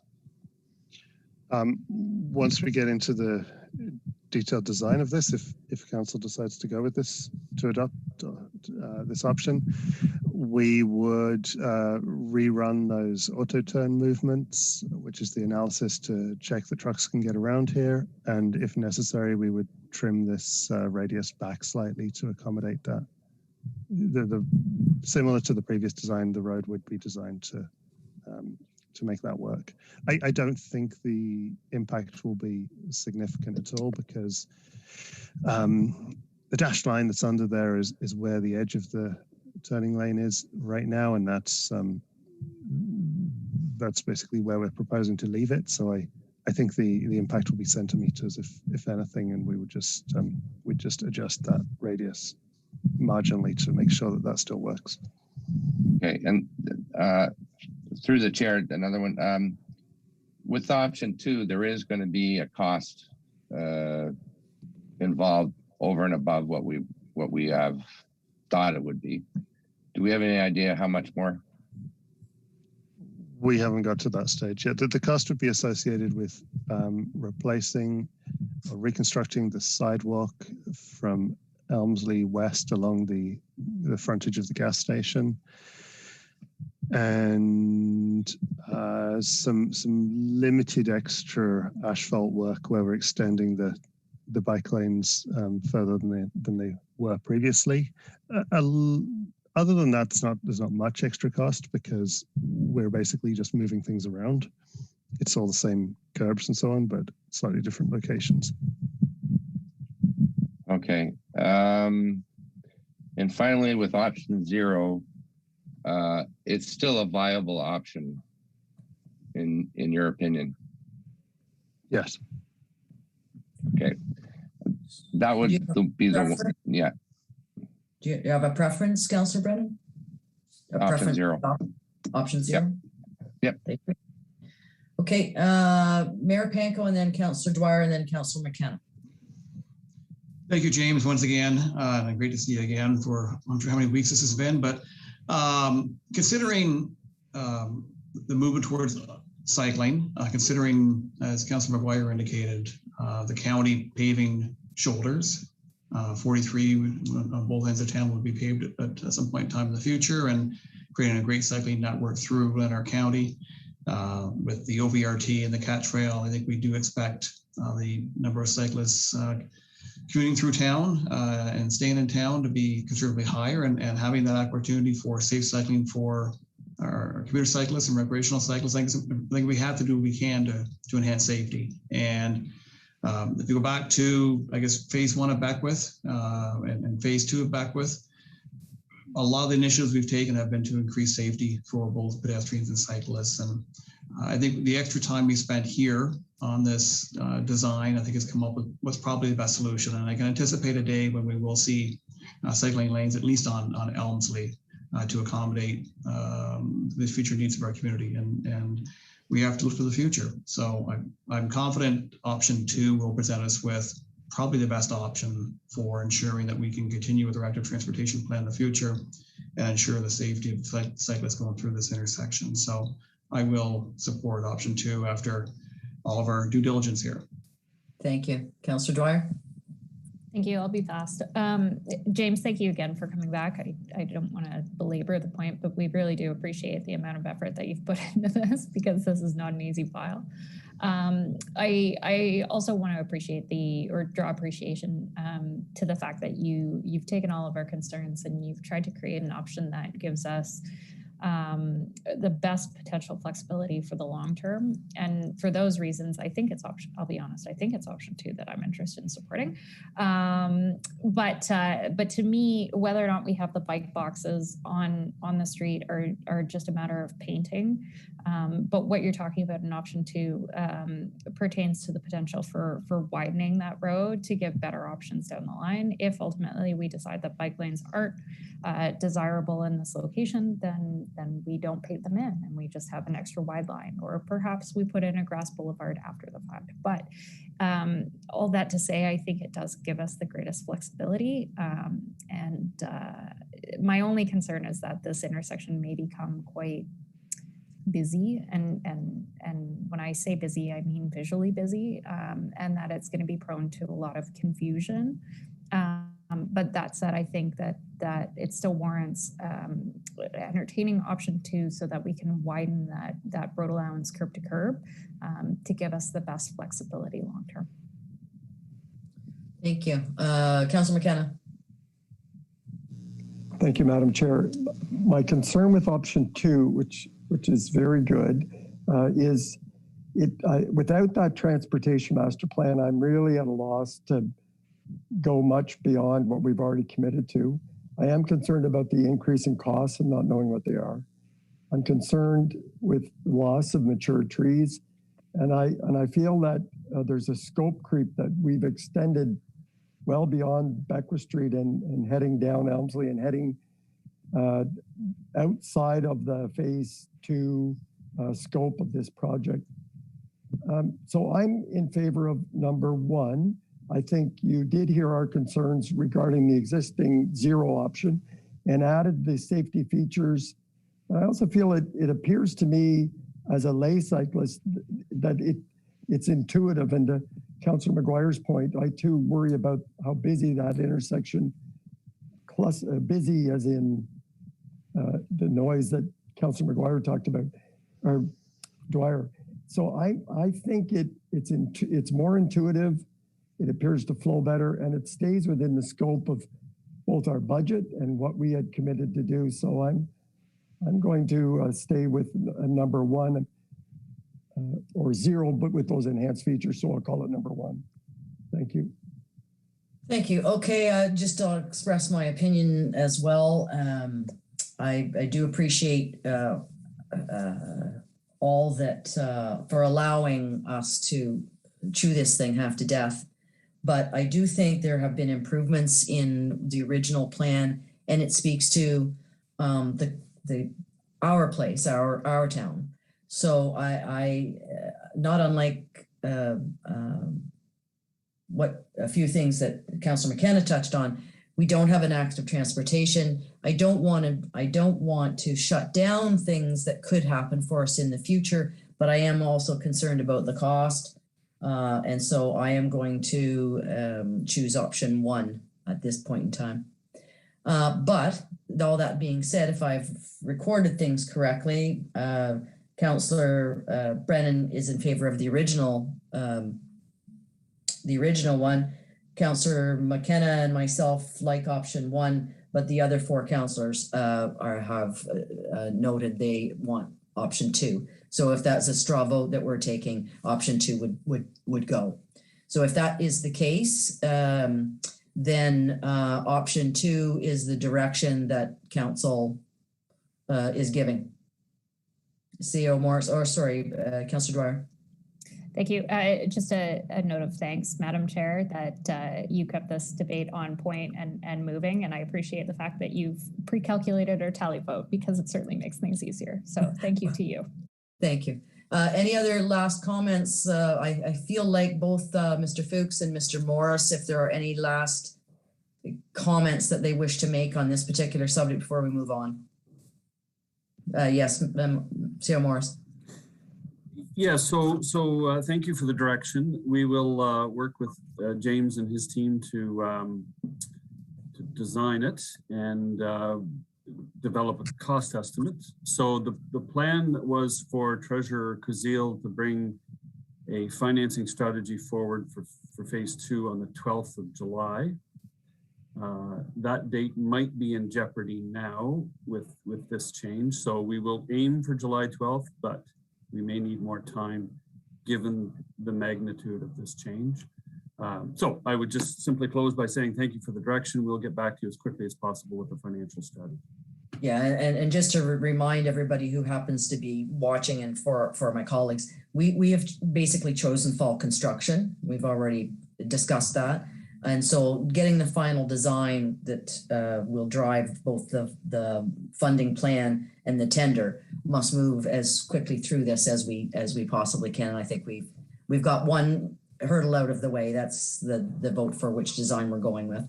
So thank you both to CEO Morris and Mr. Fuchs, because this has we are a council who likes to get right down into the big detail, and that has served us well in the past. And I think for the future of what we're deciding now, that will serve our town.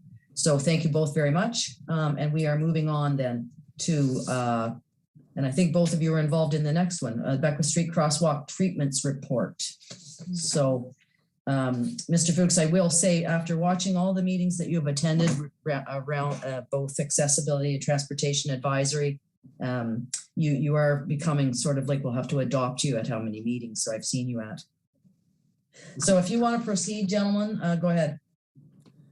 Hey, thank you, Madam Chair. So we're not going too far down the street on this item.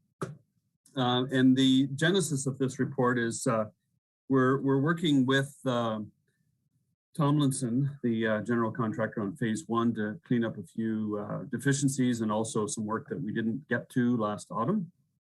And the installation of the crosswalks, pedestrian crosswalks, at Main Street and Russell Street is one of the items that remains outstanding. So we started a discussion earlier this year to get that work commissioned. And with James and his team coming on for phase 2, they provided an opinion on the approach that was chosen. So just for those that may be viewing, the treatment approach that was taken for the crosswalks was a stamped concrete. So they cut the asphalt, pour the concrete, and as it's drying, they put a stamp on it, just a mold, and it makes it look like, really, it's to imitate, a traditional interlocking stone or paver stone without the cost and the maintenance of an interlocking paving stone. So that was the chosen approach. As I said, James and his team came up with a few concerns that we should be aware of, and I think they were very, very legitimate. One related to the friction that one would find on this type of surface, and also the durability of this type of surface. So we have a technical memorandum attached to the report. I won't go through it. If there are questions, James is here to help answer some of those questions. But what I can say is we've come up with a series of options, and I'll just go through them quickly.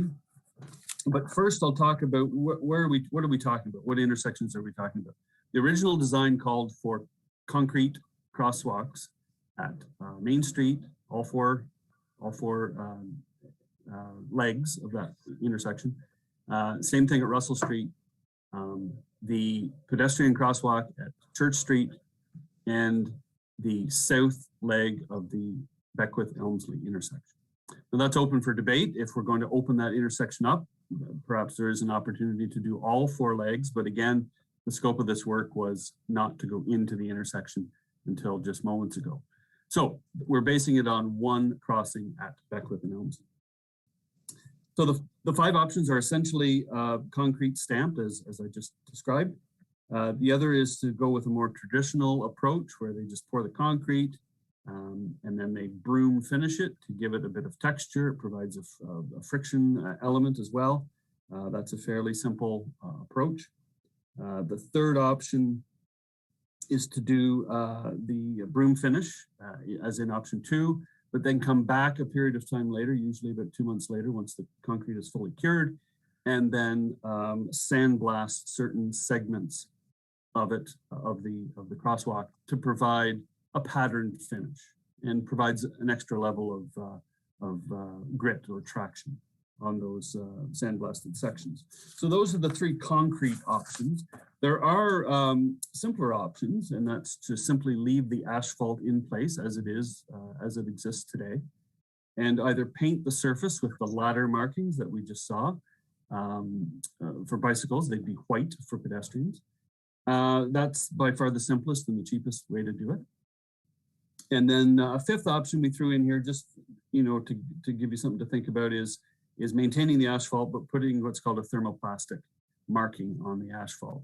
And we have discovered there are some challenges with that type of approach. It's reasonably expensive. It's about 10 times as expensive, roughly, as painting, but does not last, it seems, 10 times as long as painting. So I can say right now we're not recommending that option because of the durability concerns. So I will say we brought this issue to the Accessibility Advisory Committee and had a really good discussion. They first talked about it in March. That was their first meeting, so they were all kind of getting their feet planted, so to speak, and understand what the mandate of the committee was. But we introduced the topic. And then we came back on June 10th and had a more robust discussion about the concerns that Morrison Hershfield has raised. And in the end, the committee didn't necessarily take a position, but they felt generally that a sandblasted surface would provide more grit and more traction than a traditional broom finish. So obviously they were looking at it from a traction point of view and a safety point of view. So with that said, I'm just going to share my screen. I have a short presentation to provide a few visuals so you can get a sense for what we're talking about. So bear with me, I'll share my screen.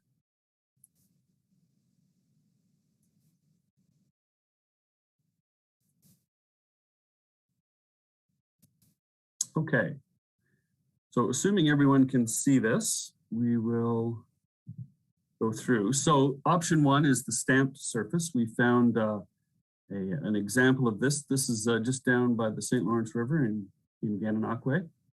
And this one is somewhat narrow. They've put a border, just a painted border on each side of it. But you can see they were trying to achieve the look of cobblestone or even an interlocking masonry surface. This is actually concrete. It's colored. Matches the bulb out to allow pedestrians to shorten the crossing. But this is a really good example of what it could look like. I will note there's some cracking. I'm not sure if that's the installation issue, but we need to bear in mind every time we open up asphalt and cut into it, you leave a seam, and that seam can present an infiltration point for salt and sand and water and so on. But that's one example. Moving on to option 2, this is traditional concrete. You've seen this many, many times, no doubt. This is Main Street in Ottawa. So this is the example of a concrete insert with the control joints here and just a simple broom finish. I added this one because it also shows the thermoplastic coverings for the bicycle, the cycle lane going across the intersection as well. And we can see some wear points here. More to come on that. Here's another example. I think this is Sussex Drive, if I'm not mistaken, but again, it's a traditional kind of broom or brushed finish concrete. Again, just note the seam that in this case seems to be opening up a little bit. The next one is James had provided this, so this is more of a detail of what it would look like. In this case, there are so it's one pour of concrete with control joints for expansion. And in this case, they're 1 meter wide and every other one was sandblasted. So the idea is to provide that patterned or textured surface across the full crosswalk. Here are a couple of examples. This is at the World Exchange Plaza on Albert. You can see brushed broom finish here and the sections that were sandblasted again to give it that distinction. This is Elgin and Albert Street. Again, there's a bit of a pattern on this one, but you can see the difference between the brush finish here and the sandblasted finish here. Essentially, it simply blasts off the concrete on the surface and leaves the aggregate exposed. That's where you get the friction. So here's an example, option 4, of simply leaving the asphalt. You'll recognize this intersection. So what we have here at William are just the traditional kind of painted ladder crossings. This was taken last autumn, and you can see they're in good shape. So that's certainly an option that's available. And lastly, option 5 is the thermoplastic. This is a street, Maple Avenue, again in Ottawa. And we're showing this one just to show this is freshly applied, or it's not too old. You can see you can come up with a myriad of different patterns and designs, whatever suits the ambiance you're trying to create. This one's fairly complicated. But you can see my understanding is that this is 4 years later. And so there's some wearing that's occurring at this intersection. I'm not sure about the traffic volumes here, but you can just see when it does wear, and it eventually will, it can look less than desirable. This is an example of, again, thermoplastic, not on the crosswalk here. This is Clegg Street. So this is a broom finish, but I'm just showing the thermoplastic on the bicycle facilities here. And we can see, it's the green color. This is the treatment that's being proposed on our cycle tracks. The fundamental difference here, though, is that this is subject to vehicular traffic as well. And in this particular application, a lot of truck traffic. And you can see this crossing, where perhaps there's less traffic crossing it, is in reasonably good shape. But this crossing, you can see there are some wear points, typically where the rutting or the vehicle tracks are, the tires. So again, this just shows both applications in a different context, but it does show that the thermoplastic, of course, does wear. And I think that's the final one. I threw this one in just to, not to promote the police on Elgin Street, but to look at in this case, they decided to do a broom finish, but they put a border of interlocking stone. And you can just see that it's starting to wear. There's a bit of settling, some chipping of the brick. I just want to reiterate, we're not recommending interlocking stone for this reason, but I've offered this because it can be combined with concrete, but the results are not always what we would desire over time. So I'll stop here and be happy to answer any questions. Okay, any questions, Councillor McGuire, and then Councillor Dwyer. Thanks, Madam Chair. James, when we were at the accessibility meeting, I know you mentioned that we were expecting the sandblasting to be less expensive than the stamped concrete that we originally accounted for. But that seems to have changed now in this report. What accounted for that discrepancy? I think Sarah Morris may have the be best able to talk to that. Yeah, so we, through the chair, we worked with Parsons, who is the consultant on phase 1, and indirectly with Tomlinson. And the additional cost is that you have to come back. So with a stamped concrete approach, you can stamp it while you've got traffic controls in place. With the sandblasting, you have to let the concrete cure for up to 60 days and then come back. So you have to redeploy traffic, your traffic plan. You have to do it in one half to let traffic flow through and then do the other half. So, and it's more labor intensive. A stamp, you put it in the fresh concrete and leave it for a while and then you take it out. Sandblasting is much more labor intensive and requires more deployment.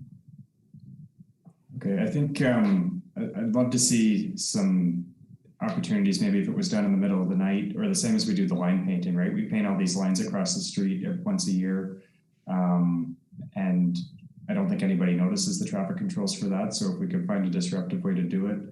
I really like the sandblasting finish. It delineates the asphalt from the pedestrian travel pathway, and it does it in all seasons. It does it, right now the lines are pretty faded, so we know how quick you can lose that coating. And I think the accessibility committee came up with some great points.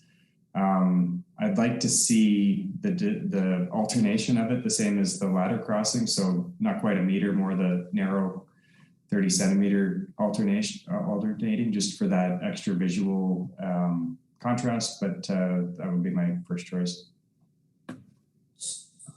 So just so I know, you're leaning to, or you're advocating for option 3, which is sandblast concrete. Yeah, alternating with broom finish, I think it is, right? Yeah. Yeah, option 3, with a narrower profile in the alternating pattern. Thank you, Councillor Dwyer. Okay, I think I'm leaning towards the sandblasting, but I'll be honest. I think overall, I have to say that I'm really disappointed with how we've ended up on this file. I think the original vision for these intersections was to create something that raised the presence and priority visually for pedestrians crossing the intersection, but also created something that was truly aesthetically pleasing, and kind of in style of the old brick architecture of downtown Smiths Falls. And I think in all of these potential examples, we've lost that. Which is really disappointing. I think the interlock originally was ideal. I think, and I can respect the comments about the stamped concrete being slippery. However, I'll be honest, in all of my experience, I have never found that to be a thing. And I went to a university campus that was covered in it. But I mean, I think of all the options we are being presented with, the sandblasting is the best of the bad options. And for that, I will support it. Thank you. Any other comments or questions? Councillor McKenna, then Mayor Panko. Again, looking at costs, we've just agreed to increase the costs of finishing the Elmsley Beckwith intersection. So which is fine, except we got to make that up somehow or find that money. So I'm fine with painting our pavement crossings, and it's fairly traditional. It's been around forever, and so I'm comfortable with that option of painting lines on our pavement, and pedestrians are used to it. So I'm comfortable with that. So would that have been option 4 then, Councillor McKenna? Or 5? Not sure. Just painting. Yeah, painting the lines on the streets as we have now. That's option 4. Okay. Yes, Councillor Allen. Yeah, I'm in support of option 3. My colleagues have said the reasons. I agree with them. I think it's probably the best for accessibility and people needing that option. And I also think it looks the best. Okay, and Councillor Brennan, you want to voice an opinion? Sure, I agree with Councillor McKenna. There's no really no numbers. There's an increase in cost in some of them, and then there's a decrease. We contracted that, and I agree with Councillor McKenna. I think that we've put a premium on phase 2 design already, and I think that people are used to it. It looks good as per the picture that I was shown and we see every day. And so I'm on option 4. Okay, thank you. And Ms. Mayor Panko. Yeah, question first. Could it be a stamped concrete that has been sandblasted, like that wasn't, and then sandblasted? Was that ruled out as a possibility, or would that not work? Yes, Madam Chair, I would refer that one to James. I'm not aware of that being something that's typically done. I believe there are ways of providing stamped concretes with an increased friction surface, but we do see stamped concrete tending to fail over time, especially when it's subject to heavy truck traffic. That the stamping brings a layer of the very fine kind of cement. Basically, it's cement and water. The dusty cement material to the surface, which is what gives it that very smooth coating. But that material can also break up over time, and then you lose the finish, and you lose the aesthetic that looks great initially. And but you know, that's one of the reasons why you see stamped concrete working really well on residential driveways, pool decks, kind of applications like that. I haven't seen examples where it's survived the test of time in the right of way, especially on a road with truck traffic. And second question, if we simply retain the asphalt and painted it annually, what would it cost us to paint annually in contrast to the capital cost of the concrete is a more permanent solution? Painting might be cheaper up front, but I'm wondering on a long-term basis where the cost benefits are of both. Chair Morris. Yeah, so the concrete work is going to be around 140,000 roughly for the Main and Russell Street. That was the contracted amount for those 2 intersections. So all 4 approaches on each intersection. That was about 135 to 140. Painting those same crosswalks is about a $5,000 cost. And the lifespan of the concrete. So. James, I think it would depend on if it's broom finished, it would be longer, of course. But James, any thoughts under these conditions? It's difficult to say. I mean, I think you can certainly expect to see it lasting in, remaining in extremely good condition for 10 years, and then in reasonable condition for another 10 years beyond that. Some of the ones on side streets where you don't have the truck traffic might survive significantly longer. On Beckwith Street, I would say in the region of 20, 25 years, you'd be needing to replace it at that stage. Okay, thank you. So, and C.R. Morris, you said the $135,000 cost is for, can you repeat that please? For 8 crossings, 4 at Main Street and 4 at Russell Street. Okay, so not counting the PXO at Church? Correct, because that's phase 2. Phase 2. Okay, so we're and not Chambers either then. Correct. Chambers was not recognized as requiring or wasn't designed with a concrete treatment. Okay. So we would presume that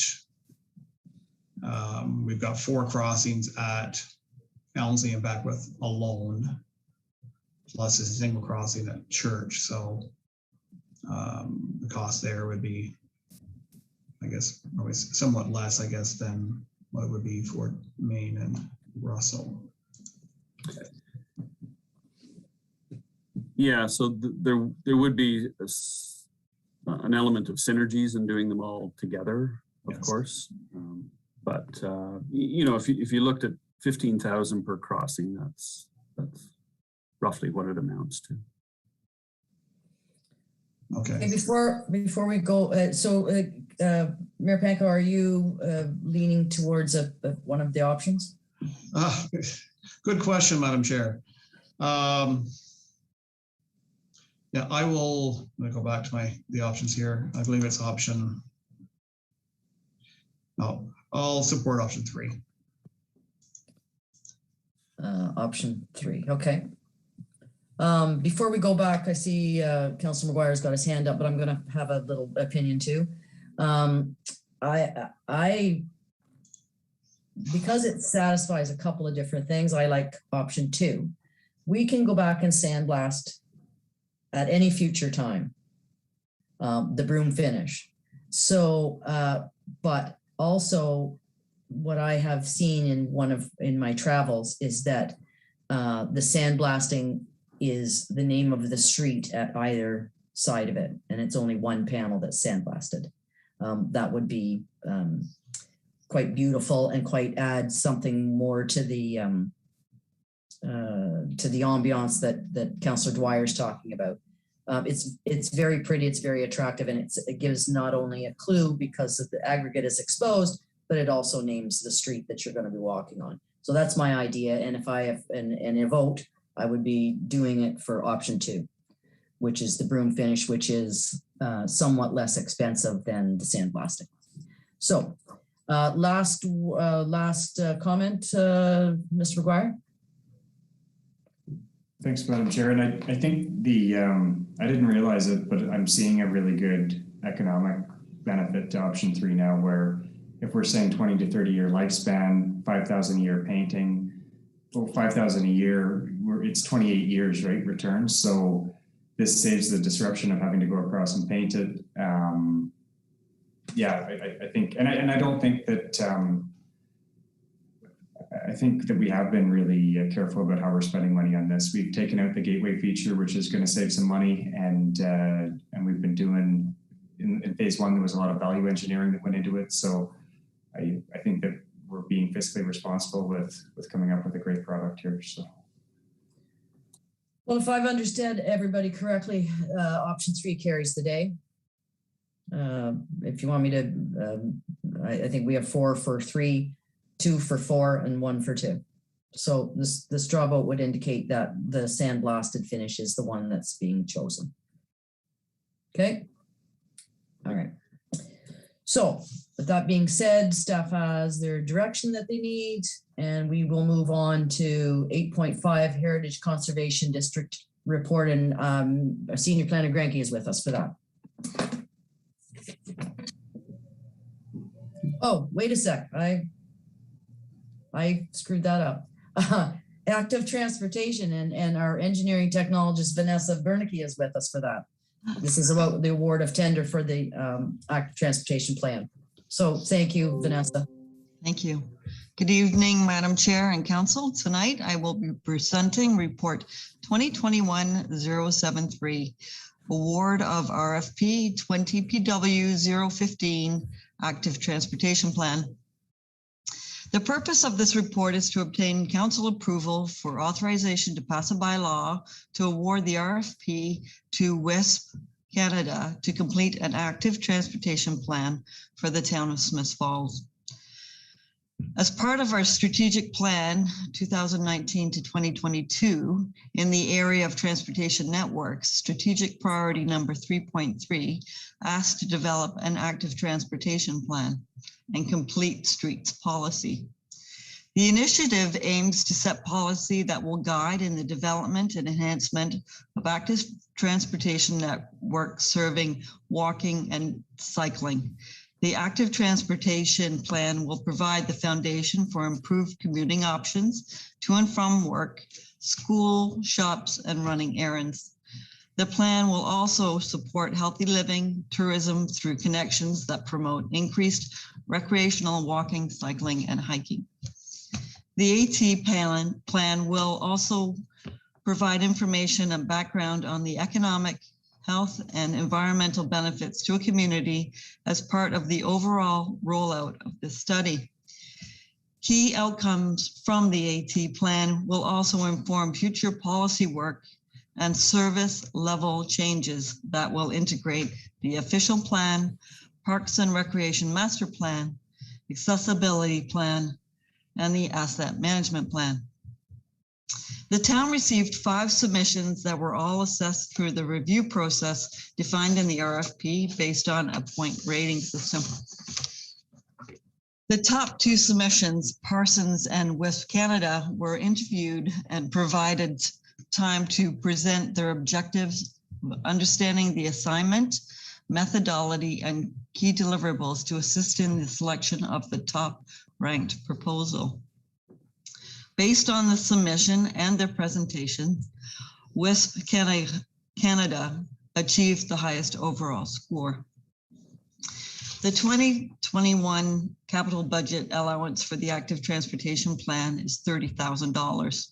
The plan's development is supported by the Ontario Municipal Commuter Cycling Program up to $25,000, which is 80% of a project. To ensure compliance with the OMCC funding agreement, the active transportation plan must be complete by December 31st, 2021. So the project funding sources are as follows. The contract value is $30,741.71. The OMC funding at 80% of that number is $24,593.36. So the balance of the fund to be funded by the town would be $6,148.34. So the approved budget was $30,000, and the projected surplus, because we have this funding, we have $23,851.66. So that's awesome. Although WISP was not the lowest bid, their overall submission and presentation were comprehensive, confident, inspiring, and met all the requirements set out for the RFP. So with that, I would recommend that council pass the bylaw to award the RFP 21 PW15 to WISP Canada to complete an active transportation plan, and that council authorize the mayor and the clerk to execute the final contract agreement with WISP Canada at the amount of $30,741.70, including net HST. Thank you very much. Thank you, Vanessa. I see Councillor Brennan's hand up, and Lorena, and oh, you turn your hand off then. That's a different signal. So I think you have consensus, and the good news is that it looks like we might need that 23,000 that we've that surplus, Vanessa. So appreciate all the work you've put into it. And yes, let's move forward by awarding that contract. Just in case I want to finish that sentence. Okay, thanks, Vanessa. Next up, 8.5 Heritage Conservation District report is with Senior Planner Grenke.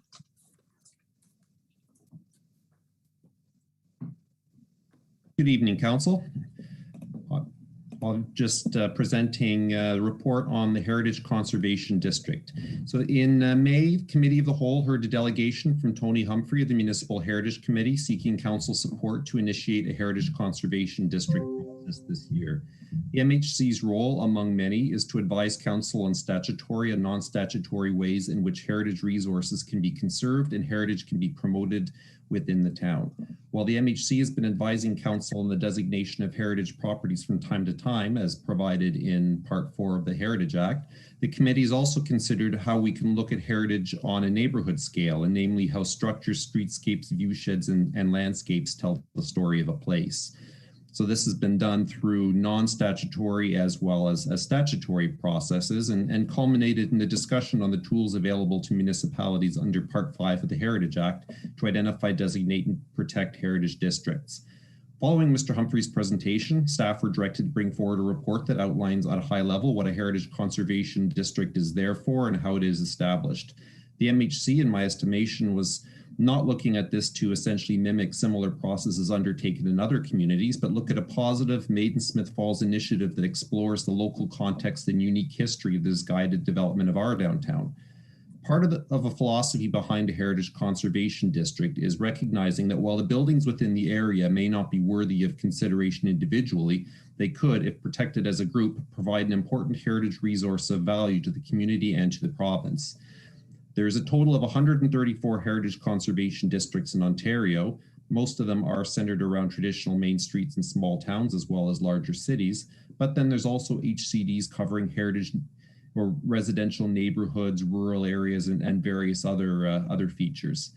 So while the Ontario Heritage Act describes in a fairly minimal basis the process and steps required to implement this, the first thing the town needs to have is enabling official plan policy.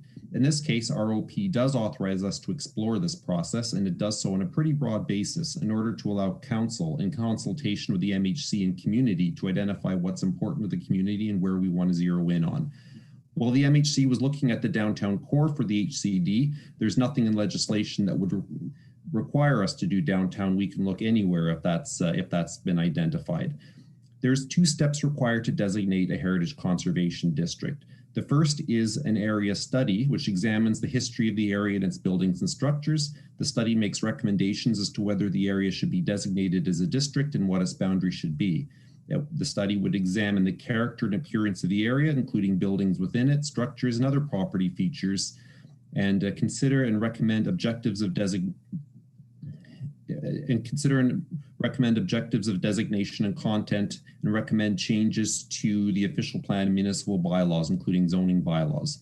Most municipalities, including ours, have a wealth of information on primary and secondary sources, as well as previous work that would assist tremendously in putting this work together. If the study recommends designating the area as a district, the second step is a heritage conservation district plan. And the objective of an HCD plan is to provide policies and guidelines that will assist in the protection and enhancement of the cultural heritage values of the district. And the Act establishes several requirements for inclusion in a plan, which includes a statement of the district's cultural heritage value or interest, a description of the district's heritage attributes and those properties within it, the policy statements, of course, and guidelines for achieving stated objectives and managing future changes. The plan would also identify types or classes of alterations that are minor and can be undertaken without obtaining a permit. So a heritage conservation district does affect the standing of exterior protections afforded to individually designated property. So we would need to consider how to piece all of that together. So municipalities that undertake this process look to some of the advantages, including that it centers heritage at the forefront of decision-making processes in the area. So this doesn't just apply to private development. All municipal decisions and public works projects need to be consistent with it as well. And it also develops an appreciation for the community's cultural heritage resources. It can provide cultural tourism opportunity, and if done right, enhance the economic vitality. In considering the next steps, of course, there are a number of things council would need to consider. So public engagement and participation and buy-in is very important. And we have consulted with a number of municipalities who've gone through this process, and that's the key advice that we've been receiving across the board. The Act's requirements are fairly minimal, and a single public meeting prior to adoption of the bylaw. However, if we were to engage on this process, we would recommend a formal and informal engagement happen much earlier during the process. So going above and beyond on consultation addresses misconceptions, it builds trust within the community, and gives affected owners a meaningful role and opportunity to participate. And it may avoid a timing, or may avoid an appeal or conflict later. The timing as well. The timing of the completion of the area study and the conservation district plan can vary depending on the complexity and size of the proposed district and whether, of course, there's an appeal. But experience from other municipalities suggests that this is a process that can take a couple of years, and certainly in order to build that level of confidence in the and the rigor that's necessary for the important work if we end up doing that. So in consideration of the existing development review and policy projects underway, staff, of course, would seek council's direction on the staging of the process. And of course, the cost, an area study, and eventual district plan, those are specialized technical deliverables, and a good portion of that would need to be contracted out to a qualified consultant. And depending on the boundary selected by the town, this is a cost that could be substantial, as many properties would be included in the district, with the detailed research done on a good number of them here. But preliminary consultations with other municipalities suggest the cost can range from $200 to $400 per property to develop the plan. So that's part of the conversation that would have to be held. How much of an area do we want to look at? And once in effect, a Heritage Conservation District bylaw would need to be registered on title against each property. So, and sort of at the back end of the process, if we do approve a Heritage Conservation District, we'd need to establish a permitting process that, of course, would need to be efficient and predictable, and determine the process for reviewing proposed heritage permits. And staff would also advise looking into incentives. So of course, the stick of the regulatory regime can be balanced with a carrot of an incentive program that encourages property owners to make improvements to their property. And that can be done through a community improvement plan or through some sort of tax relief or grant programs under the Municipal Act. So at this point, I'll conclude here. The report is presented for Council's information and for further discussion. This is a relatively high-level overview of a substantial process. And if Council does want to proceed or further explore your options, we'd be happy to provide additional information either now or at budget time or at some other or any other time that Council would like to consider this and guide the decisions on the next steps of that. So I'll conclude there and look for Council's direction on this. Thank you, Carl. This is received for information, and if Council has no objection, I'd like to make a comment before I go to everybody else, unless somebody has difficulty. Okay, so with this one, I love the ideal of the Heritage District, but this is not in our strategic plan. This came to us before Council in May, and in June we're being asked to add it to next year's budget. So I'm also, there's two other things to consider. If I understood correctly, this would be an area study would take 2 years and would cost somewhere between $84,000 and $168,000. And that's advice, that's getting, information from other municipalities. I understand that. But I think this is one of these subjects where I think, because it's primarily not in our strategic plan, primarily I think this is one that we need to leave for the next council. Anyways, that's my opinion, and I saw Councillor Dwyer first. Thank you, Madam Chair. Yeah, I didn't think that tonight the intent was to get into debating the merits of whether or not it was something, how extensive the study was going to be. My read of the report was just whether or not we give staff direction to kind of bring this forward for consideration at budget. I don't have a problem with that. I think it's great. I think this has been a long time coming, and I can appreciate Madam Chair's comments about the fact that it is not necessarily a priority within the strategic plan. But I think when you look at our tourism master plan work and some of our other background studies, including our official plan, it is long something that has been identified as something that we do want to look at. I think that at least for the merits of having a discussion about costing as part of the budget, I would look forward to doing that.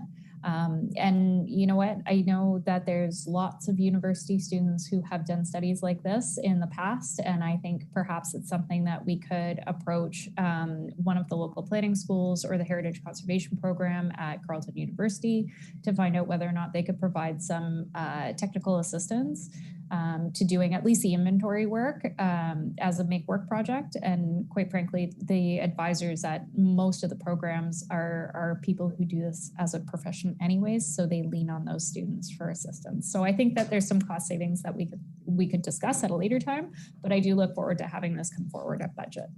Yeah, and if I wasn't clear, I don't want to consider it at budget. Mr. McKenna.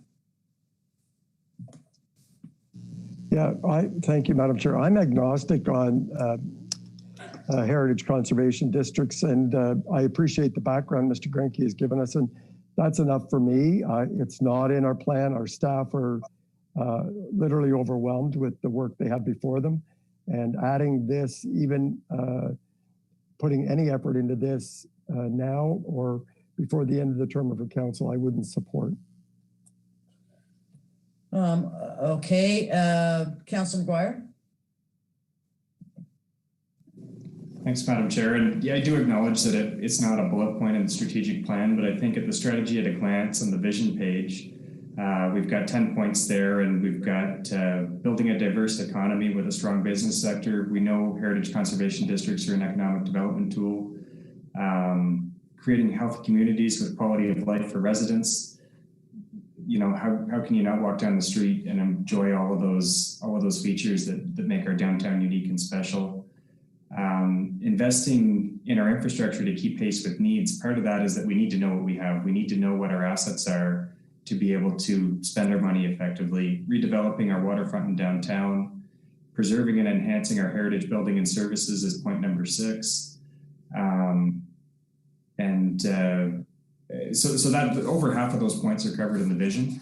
I think a big thing to note that yes, our planning staff are overwhelmed, but at the same time, our municipal heritage committee's been a victim of that too, because despite Mary and Carl doing an unprecedented workload in their planning hat, the municipal heritage stuff has definitely been put on a back burner, and none of our objectives for this term of council have been accomplished. Several of them are looking like they're going to get put on the back burner and not accomplished. And I think this is a really great opportunity to take in some outside help to say that, you know, we were able to get something done in this term of council, because it's really hard when the staff resources are pushed to the limit. And by spending some money on an external consultant, I think we can keep the committee going and do that. That being said, we're not deciding on it tonight, but I do look forward to having the further discussion during the budget. And I fully support Councillor Dwyer's suggestion of investigating alternative ways to get the work done by partnering with schools in the meantime. So,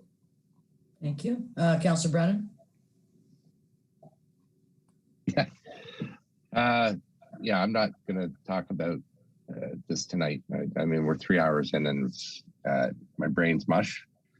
And I tend to agree that, you know, we've got a lot on our plate. We've got one more year to go. My understanding is it takes a lot more than a year to get this thing going. So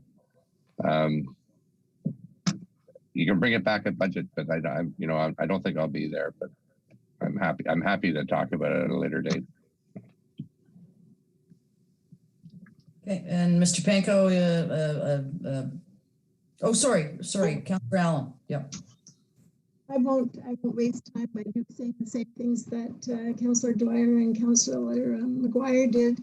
I would just add, though, that one of the things, this is my year 7, and one of the things that I was most passionate about as running for a councillor those years ago was to preserve and enhance our heritage aspect of our town, which I love. And the tourism aspect is something that neither of them mentioned either. And we have a heritage walking tour of Stellar to None. I mean, it's amazing. It's well used. It's one of the things that promotes our town. And our buildings now, look at Hotel Rideau, look at the post office. We're beginning to have a place that people are coming to look at. And the historians that come in our walking tour have told us that it's unique. Our brick is unique. Many of our buildings are very unique, one of a kind of buildings.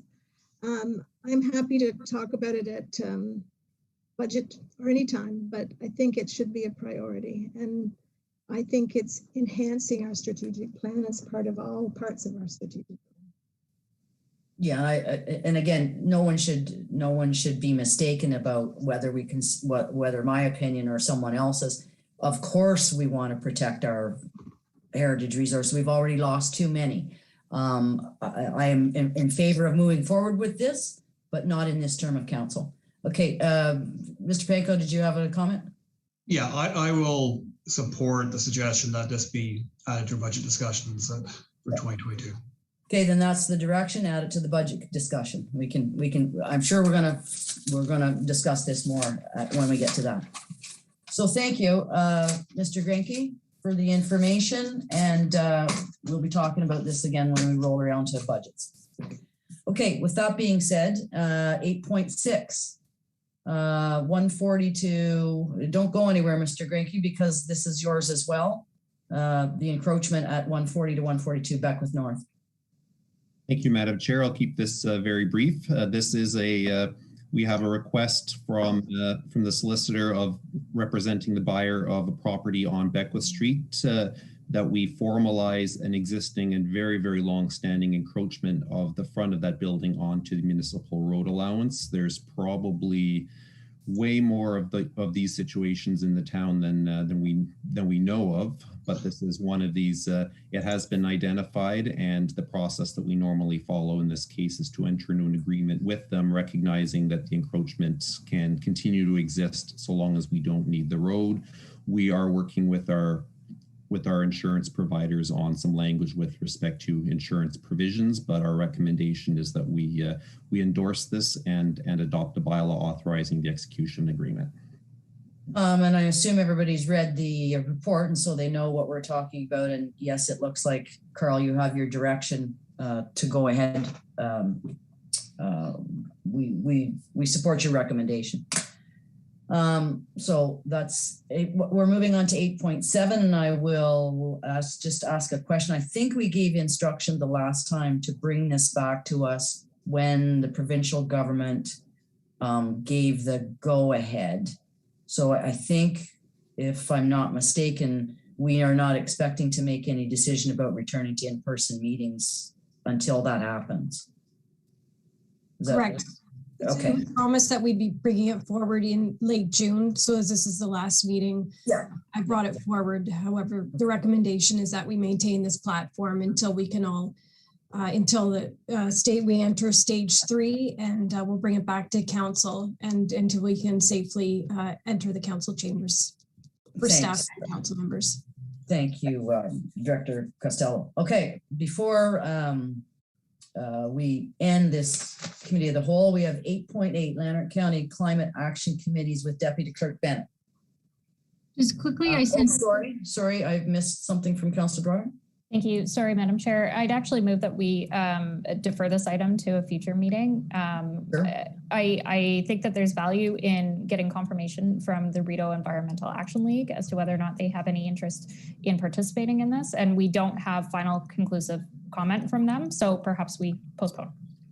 Perfect. And Deputy Clerk Bennett, was there any time, I don't remember from the memo, was there any timeline by which we had to respond to the county?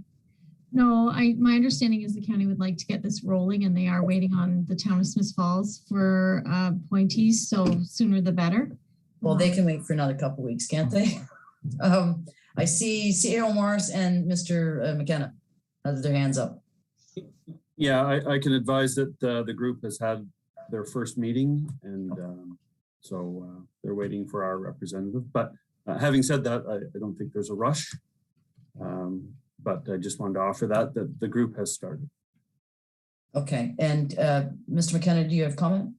Well, just Madam Chair, just at the very least, we want council to say, yes, we want to send a member, whether it's real or someone else, but let's say that. And be well, so yes, we definitely want to be, I think, right. No one at council disagrees that we want to have a presence there. But there was some discussion as to who would be the best one to participate on that committee, and we haven't got that decided yet. So we will defer this with council's permission. Great. So I will entertain a motion to adjourn. Sorry, one more word there, Mr. Morris. Yeah, I just, Madam Chair, I want to make sure that we have clear direction on item 8.7. 8.7 in-person meetings. Yeah, that we wouldn't I think we discussed this, and we wouldn't be talking about this again until the province put us into phase 3 or whatever phase it is that we need to be in to return to in-person meetings. And committee was supportive of that. I didn't see straw vote. Okay, great, thank you. I was looking at their nodding heads. Obviously, you must have perhaps nodded off while I saw that. Perhaps okay. So. Thankfully, you're chairing, not us. Okay, so I will entertain a motion to adjourn this committee of the whole by Councillor Allen, seconded by Councillor Nikki Dwyer. All in favor? Thank you. We need about 5 or 7 minutes for those who are viewing us before we leave, and we will return with the council meeting chaired by our own illustrious Mayor Panko. So we'll be back.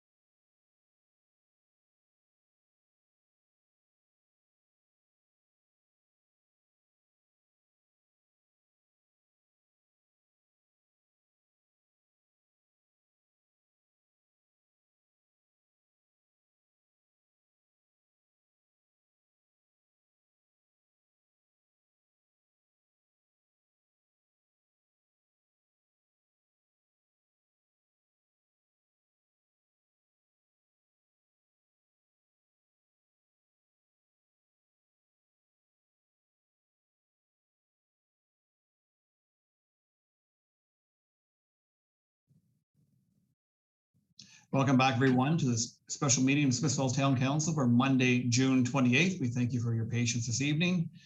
Call the meeting to order. I have no announcements. I will ask for disclosure of monetary interest. I see none. We have no delegations. No adoption of minutes. David Clerk Bennett, is that correct?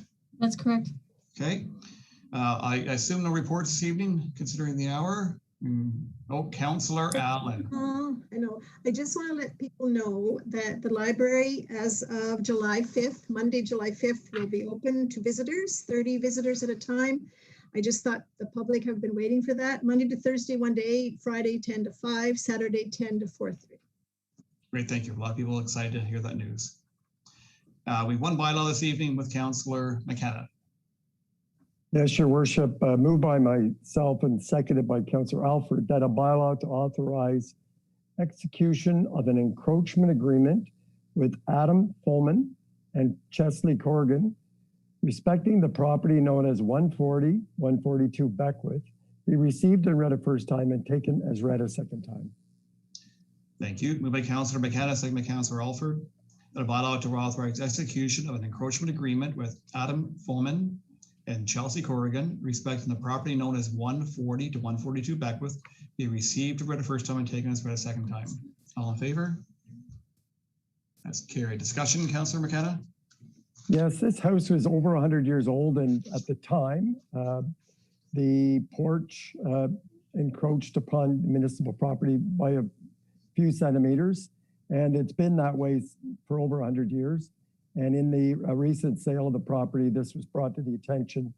And this is just formalizing that arrangement. It still remains the town property, and the town reserves future rights to have it moved if it needs to. But at this time, we're acknowledging a long-standing encroachment through this bylaw. Thank you. Any further discussion? May I have a third reading, please? Yes, I moved by myself and seconded by Councillor Alford that a bylaw to authorize execution of an encroachment agreement with Adam Fulman and Chesley Corrigan, respecting the property known as 140 and 142 Beckwith Street, be now read a third time, finally passed, signed, and sealed and numbered 10245-2021. Thank you. Moved by Councillor McKenna, second by Councillor Alford, that a bylaw to authorize execution of an encroachment agreement with Adam Fulman and Chelsea Corrigan, respecting the property known as 140 to 142 Beckwith, be now read a third time and finally passed, signed, sealed, and numbered 10245-2021. All in favor? That's carried. Item 8.1, I'm going to defer that for the moment. We're just going to move ahead with the agenda to item 8.2 with Councillor Dwyer, please. Thank you, Mayor Pankow. Moved by myself and seconded by Councillor Allen. Whereas the month of May was Lyme Disease National Awareness Month, and whereas Ontario Health does not cover treatment and testing for all strains of Lyme disease, and whereas Lyme disease is a crippling disease if not diagnosed and treated appropriately. Now, therefore, be it resolved that Council of the Corporation of the Town of Carleton, Town of Smiths Falls, apologies, requests that the Ontario government expand testing to all strains of Lyme disease and improve the level of treatment and care for those diagnosed with this crippling disease. Thank you, Councillor Dwyer. Discussion, please. Thank you. This motion is near and dear to me. I have a parent who was diagnosed with Lyme disease after failing the test for Lyme disease in Ontario 19 times. My father has the disease, continues to struggle with the disease, and was not in receipt of a positive diagnosis until he sought treatment in California. He contracted the disease in 1999 and received his diagnosis 10 years later when I was in university. Lyme disease in Ontario is prolific, so much so that in Lanark, Leeds, Grenville, they are no longer even testing ticks when you bring them to the hospital. They automatically prescribe you antibiotics. Please take the time to learn the signs and symptoms of tick bites.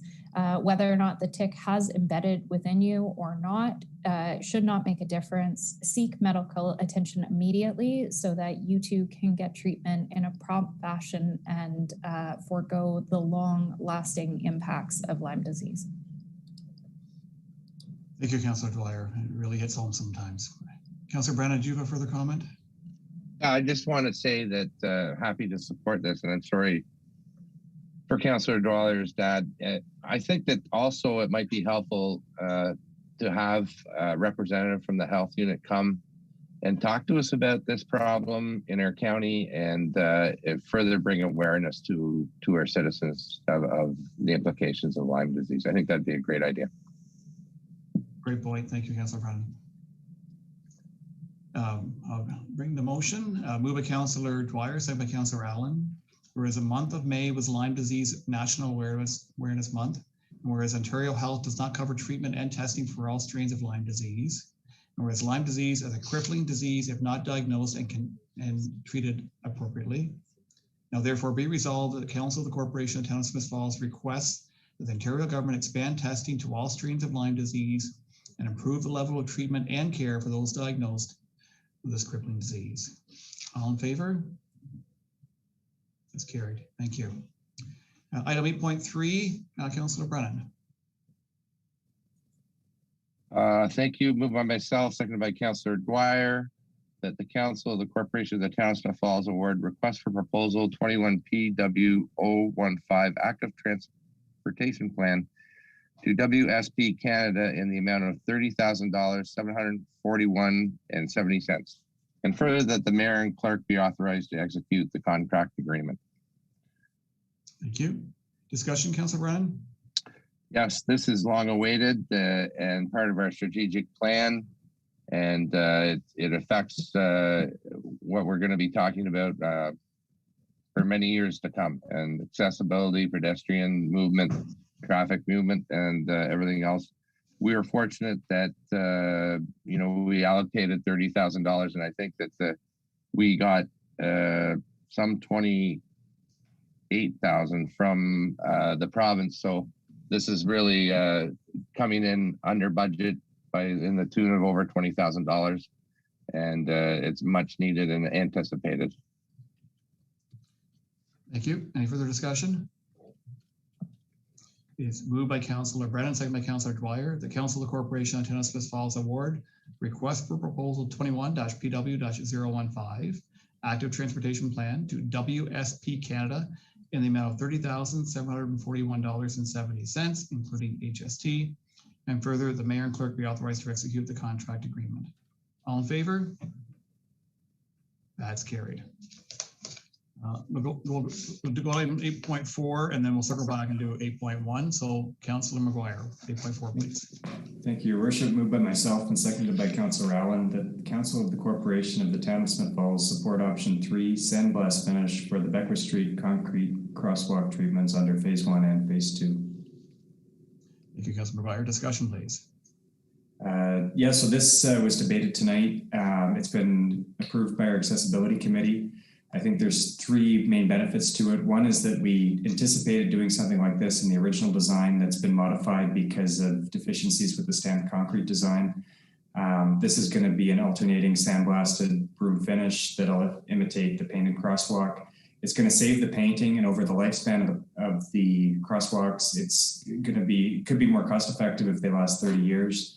And added advantages is all that paint that we see faded right now has come off the street and usually runs into the water course. So it's going to save the loading for that. So a little bit of capital cost for a long-term sustainable solution.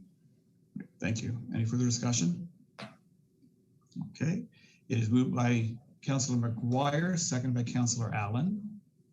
The Council of the Corporation of Town of Smith Falls support option 3, sandblast finish for the Beckwith Street concrete crosswalk treatments under phase 1 and phase 2. All in favor? Opposed? That's carried. Thank you. Okay, circling back to item 8.1, which is with Councillor Allen, please. Sorry. Yes, moved by myself and seconded by Councillor Dwyer, that the Council of the Corporation of the Town of Smith Falls supports the Corporation of the Township of Terrace Bay's resolution respecting the advocacy for reform, MFIPPA, which stands for the Municipal Freedom of Information and Protection of Privacy Act.